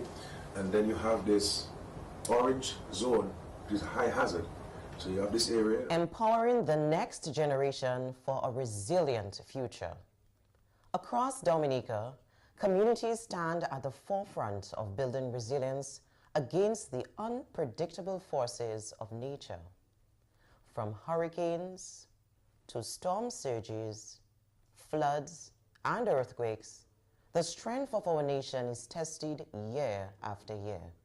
As the Minister with responsibility for disaster management, I reaffirm the commitment of the Ministry of National Security and Legal Affairs and that of the Government of the Commonwealth of Dominica to protecting our communities through proactive management and resilience building. I want to emphasize disaster preparedness is everybody's responsibility, and together we can reduce vulnerabilities, protect lives, and secure a safer future for all. Let us continue to work together to make Dominica more resilient in order to face the challenges of the future. I thank you. Disaster risk reduction is not just the responsibility of governments, but of every individual, family, and community. Preparing today ensures that we are more resilient tomorrow. As young people, we have a vital role to play in disaster preparedness. By staying informed, learning about risks, and actively participating in community efforts, we can protect not just ourselves, but our families and neighbors. Preparedness is something we all need to take seriously. We can make a real difference by being proactive. Let's ensure our first aid kit is ready.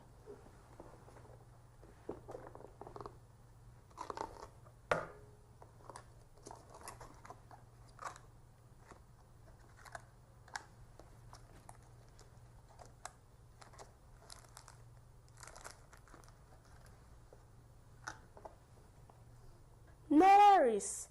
Take action. Protect yourself and your community. Stay prepared.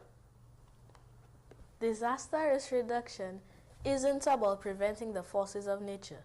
It's about making smarter choices, empowering people, and ensuring that when disaster strikes, we are ready to respond and recover swiftly.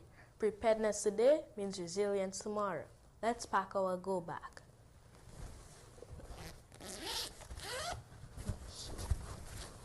Water, clothes, our mask, a radio, our toothbrush and our toothpaste, a flashlight, a coat, the essential, some soap, lotion, tissue paper, a whistle, some cards to be entertained, hand sanitizer, a pen and a notebook, and a passport.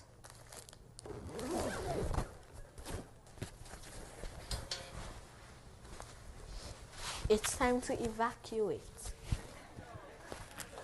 Involving the next generation in disaster preparedness ensures the continuity of resilience. Our schools play a crucial role in educating and empowering our youth to act decisively in times of crisis.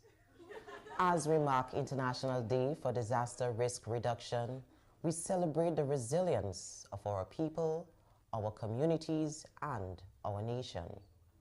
Together, we can reduce risks and build a stronger, safer future for all. Join us in building a resilient future by empowering the next generation to lead. And ODM, Office of Disaster Management, saying to us in terms of hurricane preparedness, storms. Okay? God bless. Thank you.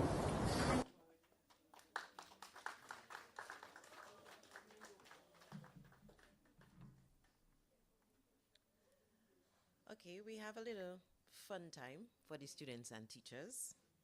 We'll be having a little bit of a trivia. We're going to ask a few questions, and whoever answers the question correctly, Mrs. Macpherson, will get a token. Am I correct? So you not only have to be quick, but you have to be accurate. So we'll start with the easy questions.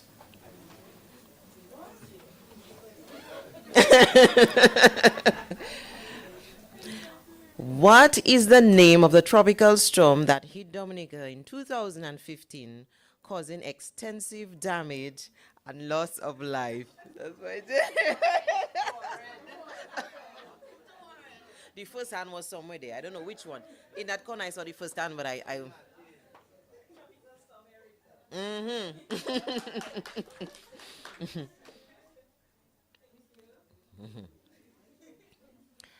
Name 3 of the most common types of natural disasters to occur in Dominica.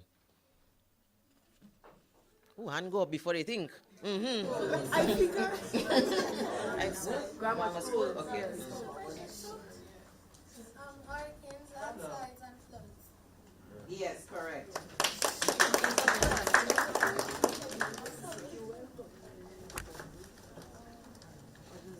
I think that's the easiest one. I don't feel like asking that. Anyway, what is the name of the organization responsible for coordinating disaster management efforts in Dominica? Wednesday High School.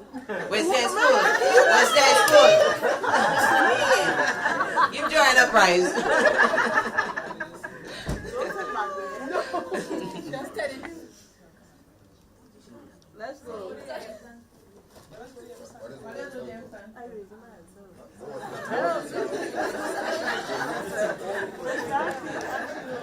What's it that ODM stands for? Okay. All right. In 2017, what major natural disaster?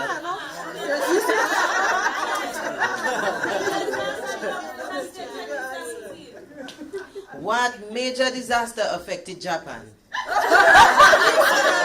Oh, you don't make me finish the question. Okay. No, the real question in 2007, I just asked the devastated Dominica, yes. But make me finish my question, please. Who answered? I don't know, Janelle.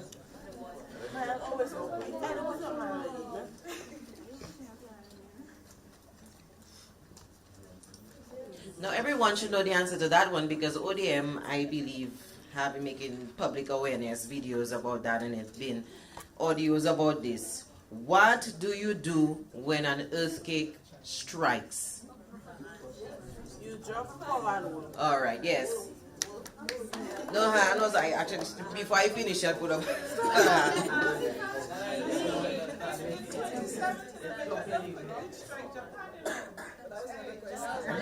Yeah, but the point is they did not make me finish the question. They didn't wait for the rest. Okay. She, same at the secondary. She. All right. According to your games, we're on to the next level. Name the location of 2 of the regional emergency shelters, or just name the location of 2 regional emergency shelters. Education staff can partake as well, you know. You know the minister mentioned it, you know, in his speech. Right. Yes, he did mention it. Hands up there. Yes, to the man in the purple shirt. Mr. Max. Sorry? No, it's open to the room. It's open to the room. It's open to the room. Okay. It's open to the room. All right.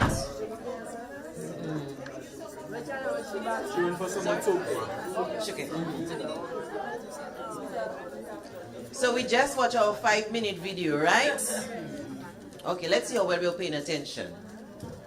Name 5 things you should have in your emergency go back. It wasn't a video.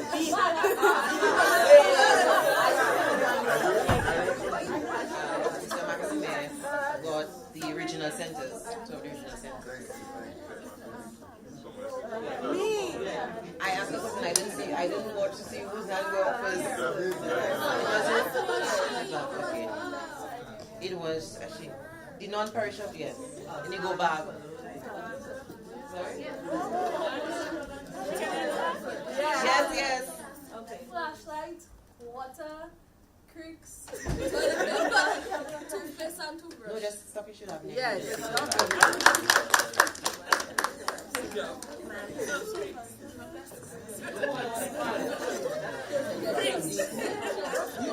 Okay, I'm going to ask that question, and I'm sure everybody know the answer, but I'm going to tell you something it's a serious issue. I'm going to give you a little story. No, answer the question first, and I'm going to give you a little story. I'm going to show all you how everybody is going to get the answer correct, but when the time actually comes to do it, people are not going to do it. Here's the question.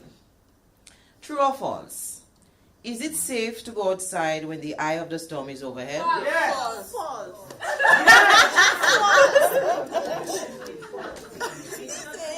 It's safe.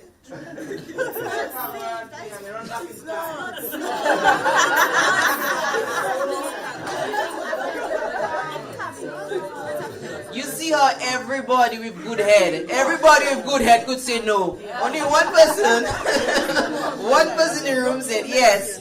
But we're all laughing and everything, and everyone can say no. But I remember a coworker of mine was stuck at work. I'm not calling names. During Hurricane Maria, and during the eye, she had to No, before we used to actually stay in the office during hurricanes and storms. So she was working overnight and she was actually trapped. And when the eye was passing over, she had to come out of the office. Somebody came to rescue her, I think. Go out of the office to go to somewhere safer at the airport. And you know what she told me? She couldn't believe the number of people who were on the road and all over the place with flashlights during the eye. All on Mount Daniel, she could see. So that's why I said, all of us sitting here saying, no, we're saying it. But then when we're in panic situation, we don't always do what we're supposed to do. We don't always think straight. No, some of them actually believe it had passed. Remember, communication was broken. Yes, some people were looking for dry areas and so, but then you don't know how long the eye is going to pass for. It's just absolutely, you don't know if it's going to be 1 minute, 5 minutes, 10 minutes, 20 minutes. You don't want to be out there. And that's when the strongest winds come in. No, it's not a wise thing to do. Okay. No.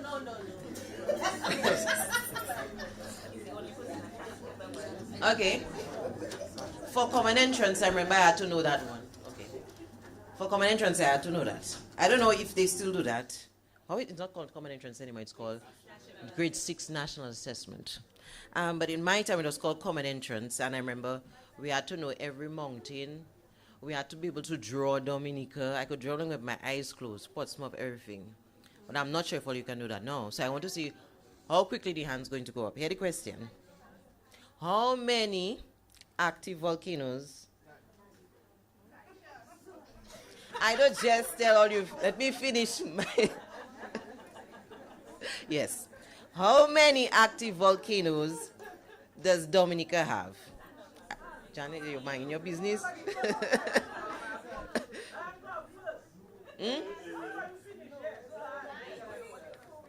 Correct. Now the next question is, you have named 2. I feel like them name all 9. Yes. Can you name the 9? It doesn't have to be the same person. I'm breaking it up in 2. Or at least 5, more than half. Can somebody name 5? No cell phones Googling. Watch them, you know. 5. Can somebody name 5? That's why I say I know they wouldn't be able to get that one because I did not remember my phone, my alarm. I had to learn it in school, I had to learn it in school. Yes, common entrance, I had to learn that. Yes, and the locations. Okay, great. Yes, you can. So that's right.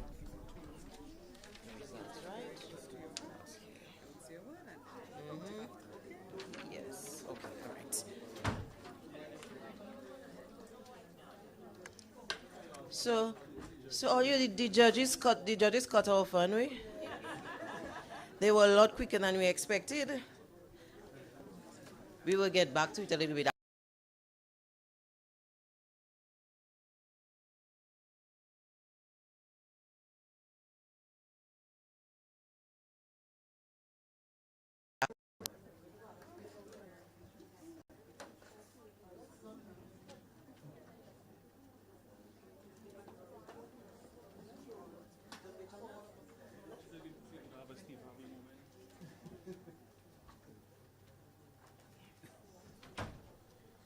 All right, so we will proceed, but before we award the winners, or the winner, we're all winners, so we have to award all the winners today. That's right. Everyone, the students and the schools are winners. So the schools are going to get certificates, because thank you so much for allowing the students to participate. So the schools are going to get certificates, as well as the individual speakers who were brave enough and took the time to do the research and to come here and present for us. So I'll hand over to Miss Copel. Okay, no problem. So we will start. Okay, all right. We have a little adaptation here, so my coach, aka Dr. Kimon Joseph, one of the judges, will come and give us give us the notes or any special comments, the feedback from the presentations today. We welcome Dr. Joseph.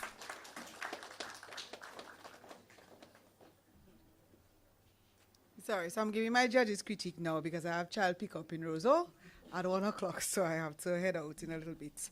So I'm very happy to have been here today and to serve with the other judges, Mr. Brandon Williams, Mrs. Bernanda Raymond, and Mr. Kareem Bertrand. And I thank them very much for serving today on this judging panel. We want to really commend the students from the secondary schools for coming out and giving of themselves today in this presentation. I always say to my students, I teach public speaking, it takes a lot of guts, you know, to be able to stand in front of people and give an address. Not everybody can do that. Adults shaking their boots are doing that. So it is a really tremendous feat, and to be able to do that and do it well, you deserve to be commended for your efforts. So you are very brave to have participated today. Generally, the topics were handled very well. We're impressed with the variety in terms of the communities that you focused on and your examples of mitigation factors and so on. So it was well done in terms of linking your specific topic areas to the disaster risk management. So that was excellent, we thought. And we thought that you did a good job, you and your coaches, you did a good job at preparing for your presentations. In terms of improvements, firstly, use all your time. Use all your time. I always tell my students, when you are on the podium, you have the floor, and they can't move. You don't have a hook like in the cartoons, you know. So they cannot move you, so use your time. You get what time? Use your time and do your presentation. You have time in your practice. Where you are lacking, add, and where you have too much, remove. But use your time. We noted that referencing was very essential. I always tell my UWI students, you're not allowed to make unsubstantiated claims. People only do that on Matt in the morning. And then they say, good morning, Matt, and they hang up, right? But in real life, you cannot do that. You have to substantiate and say where you are getting the details that you are using. And so we thought that there was a lack of substantiation, a lack of references. Some people had references, but there were not enough references. There was also a need for concrete statistics.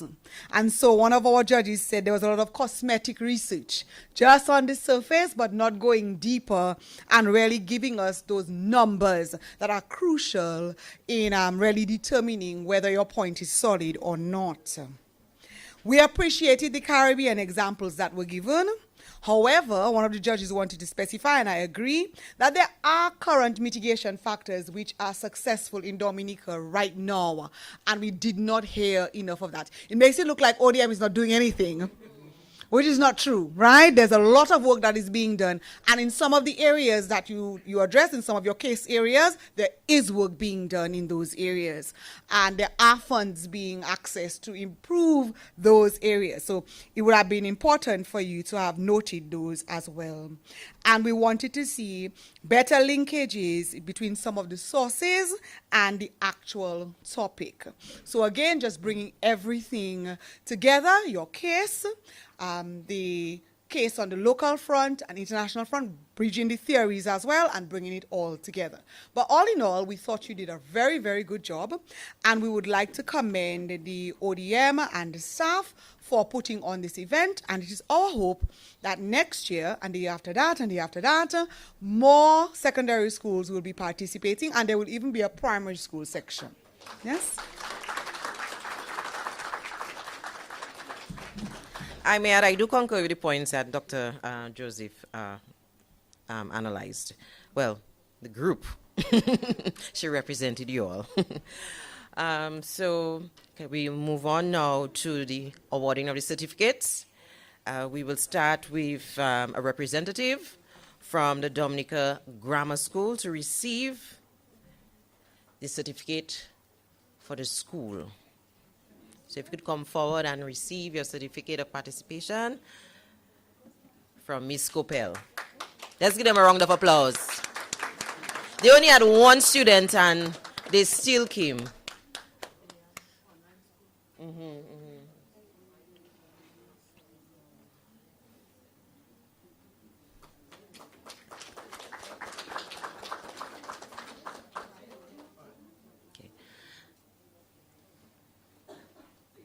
And she'll also be, the speaker will personally be awarded a certificate of participation as well,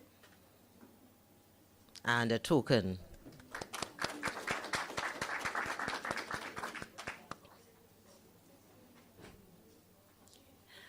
Will Mr. Davidson Bope approach the front, please, from Castleboro Secondary School? First, he'll be receiving the school certificate, then his personal certificate, and then a token.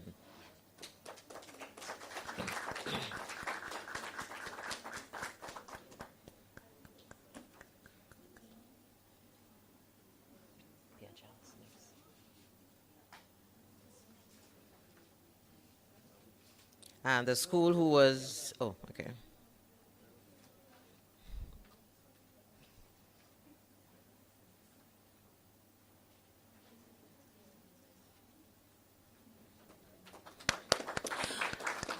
We asked the Pierre Charles Secondary School speaker, Miss Sarita Henry. Can you come up, please?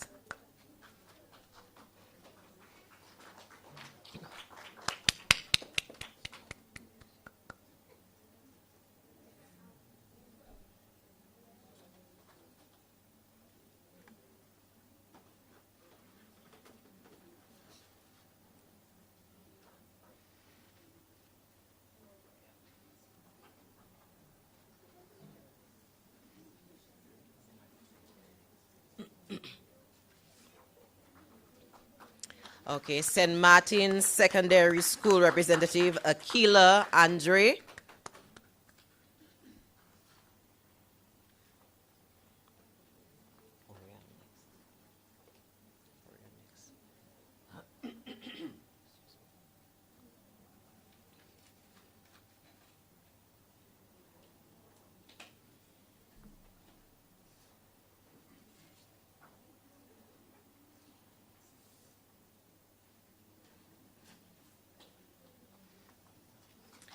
And next, amazing beverage from Orion Academy. Orion, sorry.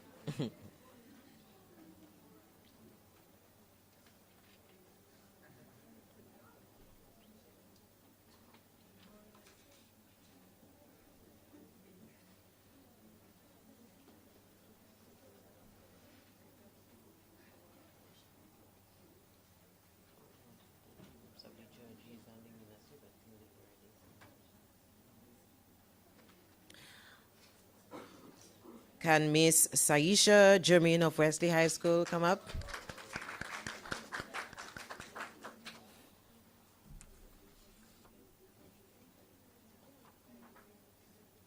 Okay. That's for who? All the parties.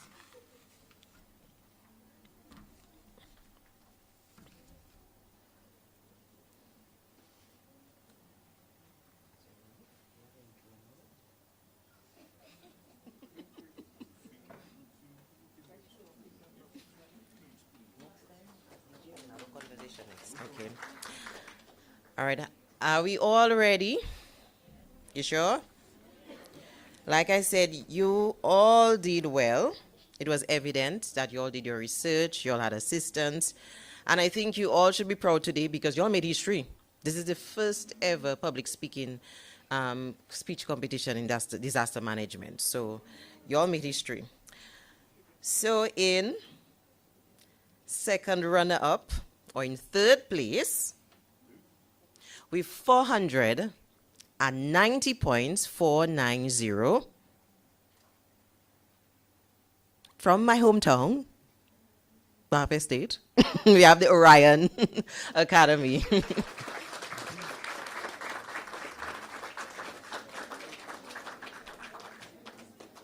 And representing Orion today, we had amazing beverage to receive.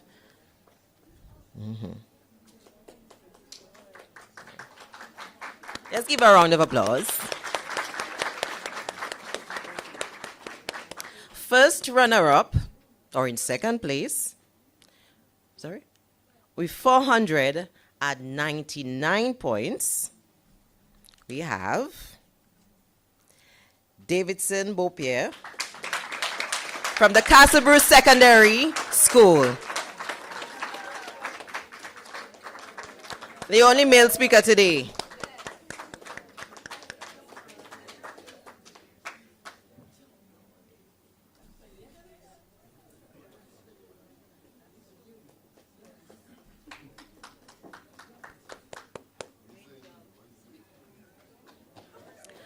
And the winner, or should I say, because we're all winners. The winner of today, on paper, the first place, top, with 502 points.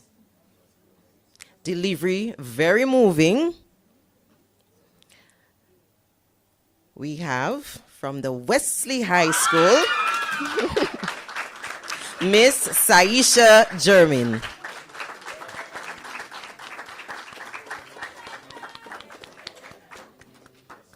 Yeah, her delivery was very good.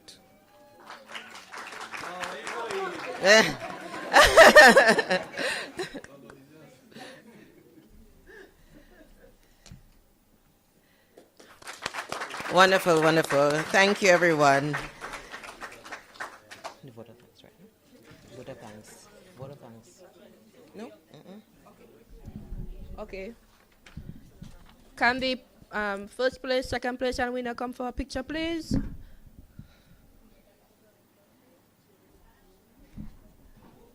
Brandon.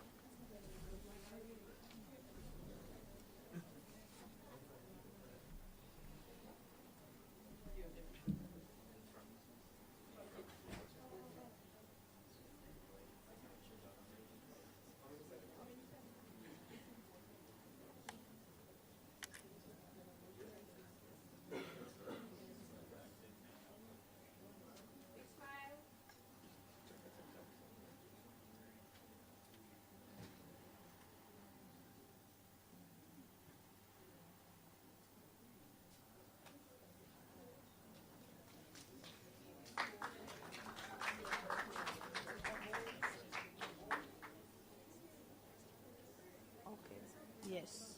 Okay, all the students who participated, can you please come to the front for a photo, please? Thank you.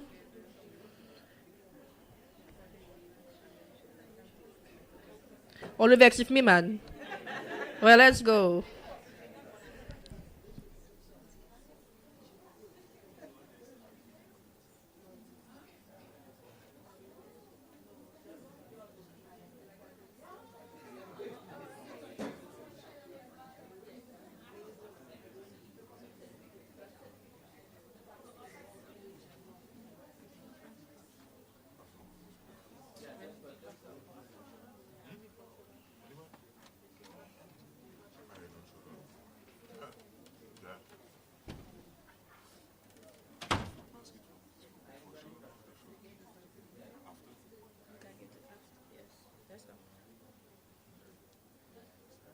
Okay, we have GK.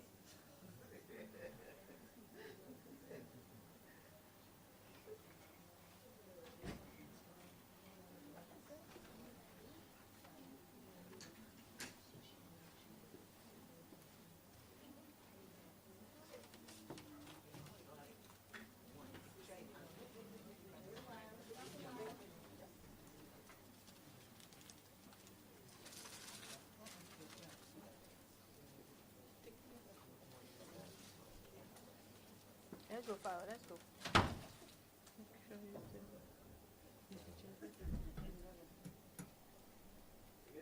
Yes.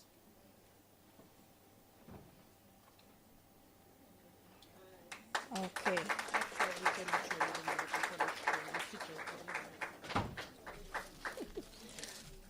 Okay, so we only have two of our judges left. We will present to them lovely food baskets of appreciation. Thank you very much for being here with us today.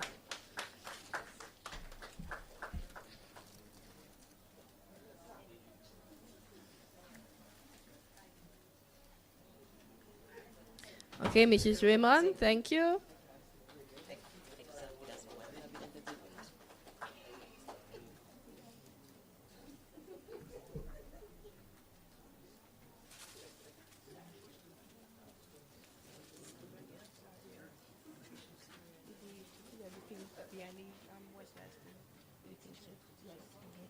Take it to Brandon.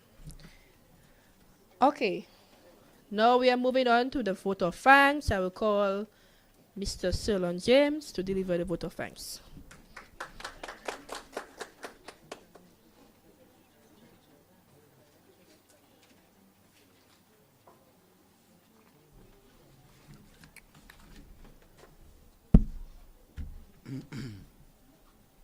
Okay, good afternoon, everyone. On behalf of the Office of Disaster Management, I would like to extend our heartfelt gratitude to everyone who has contributed to making this public speaking competition on disaster risk management a success.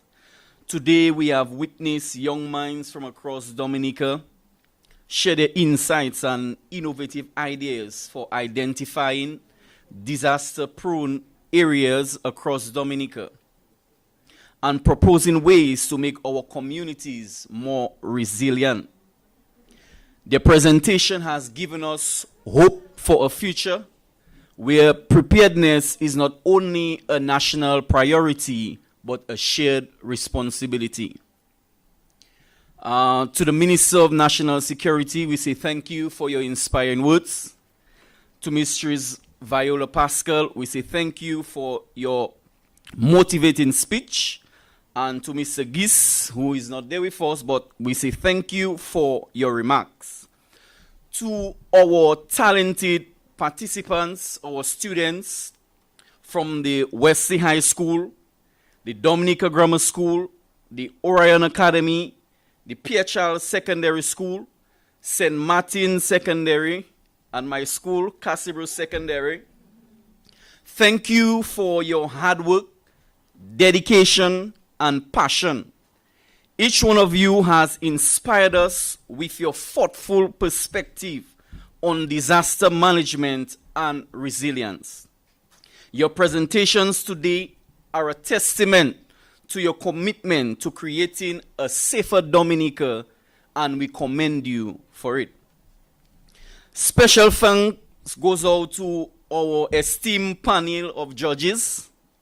Your expertise and fairness have been invaluable in evaluating these young voices.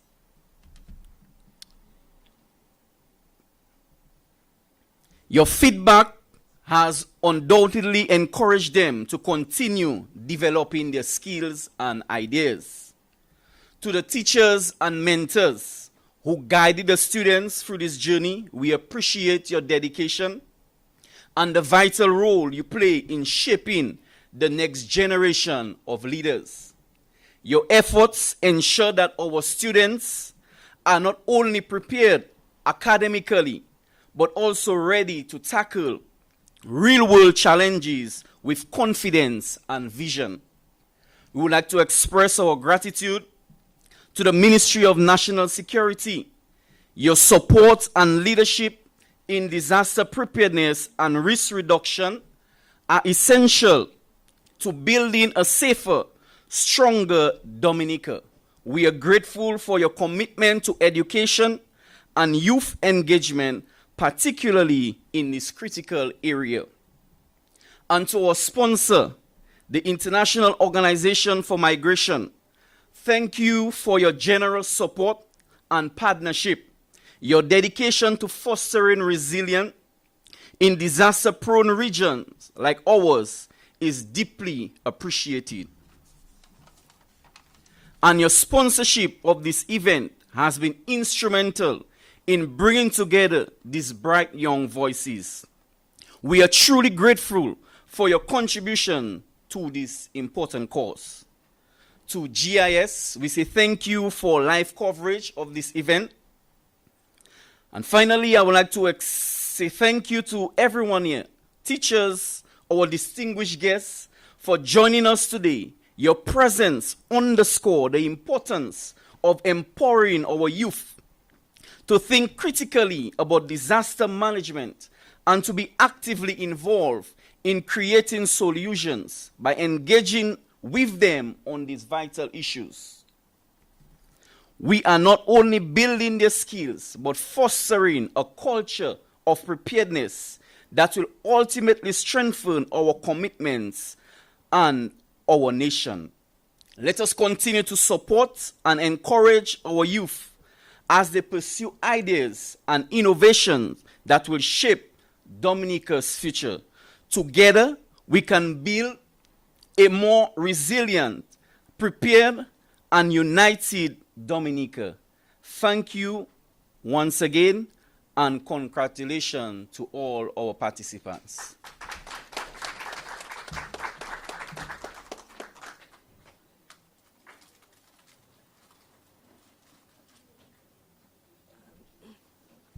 Can we get a representative of education, please?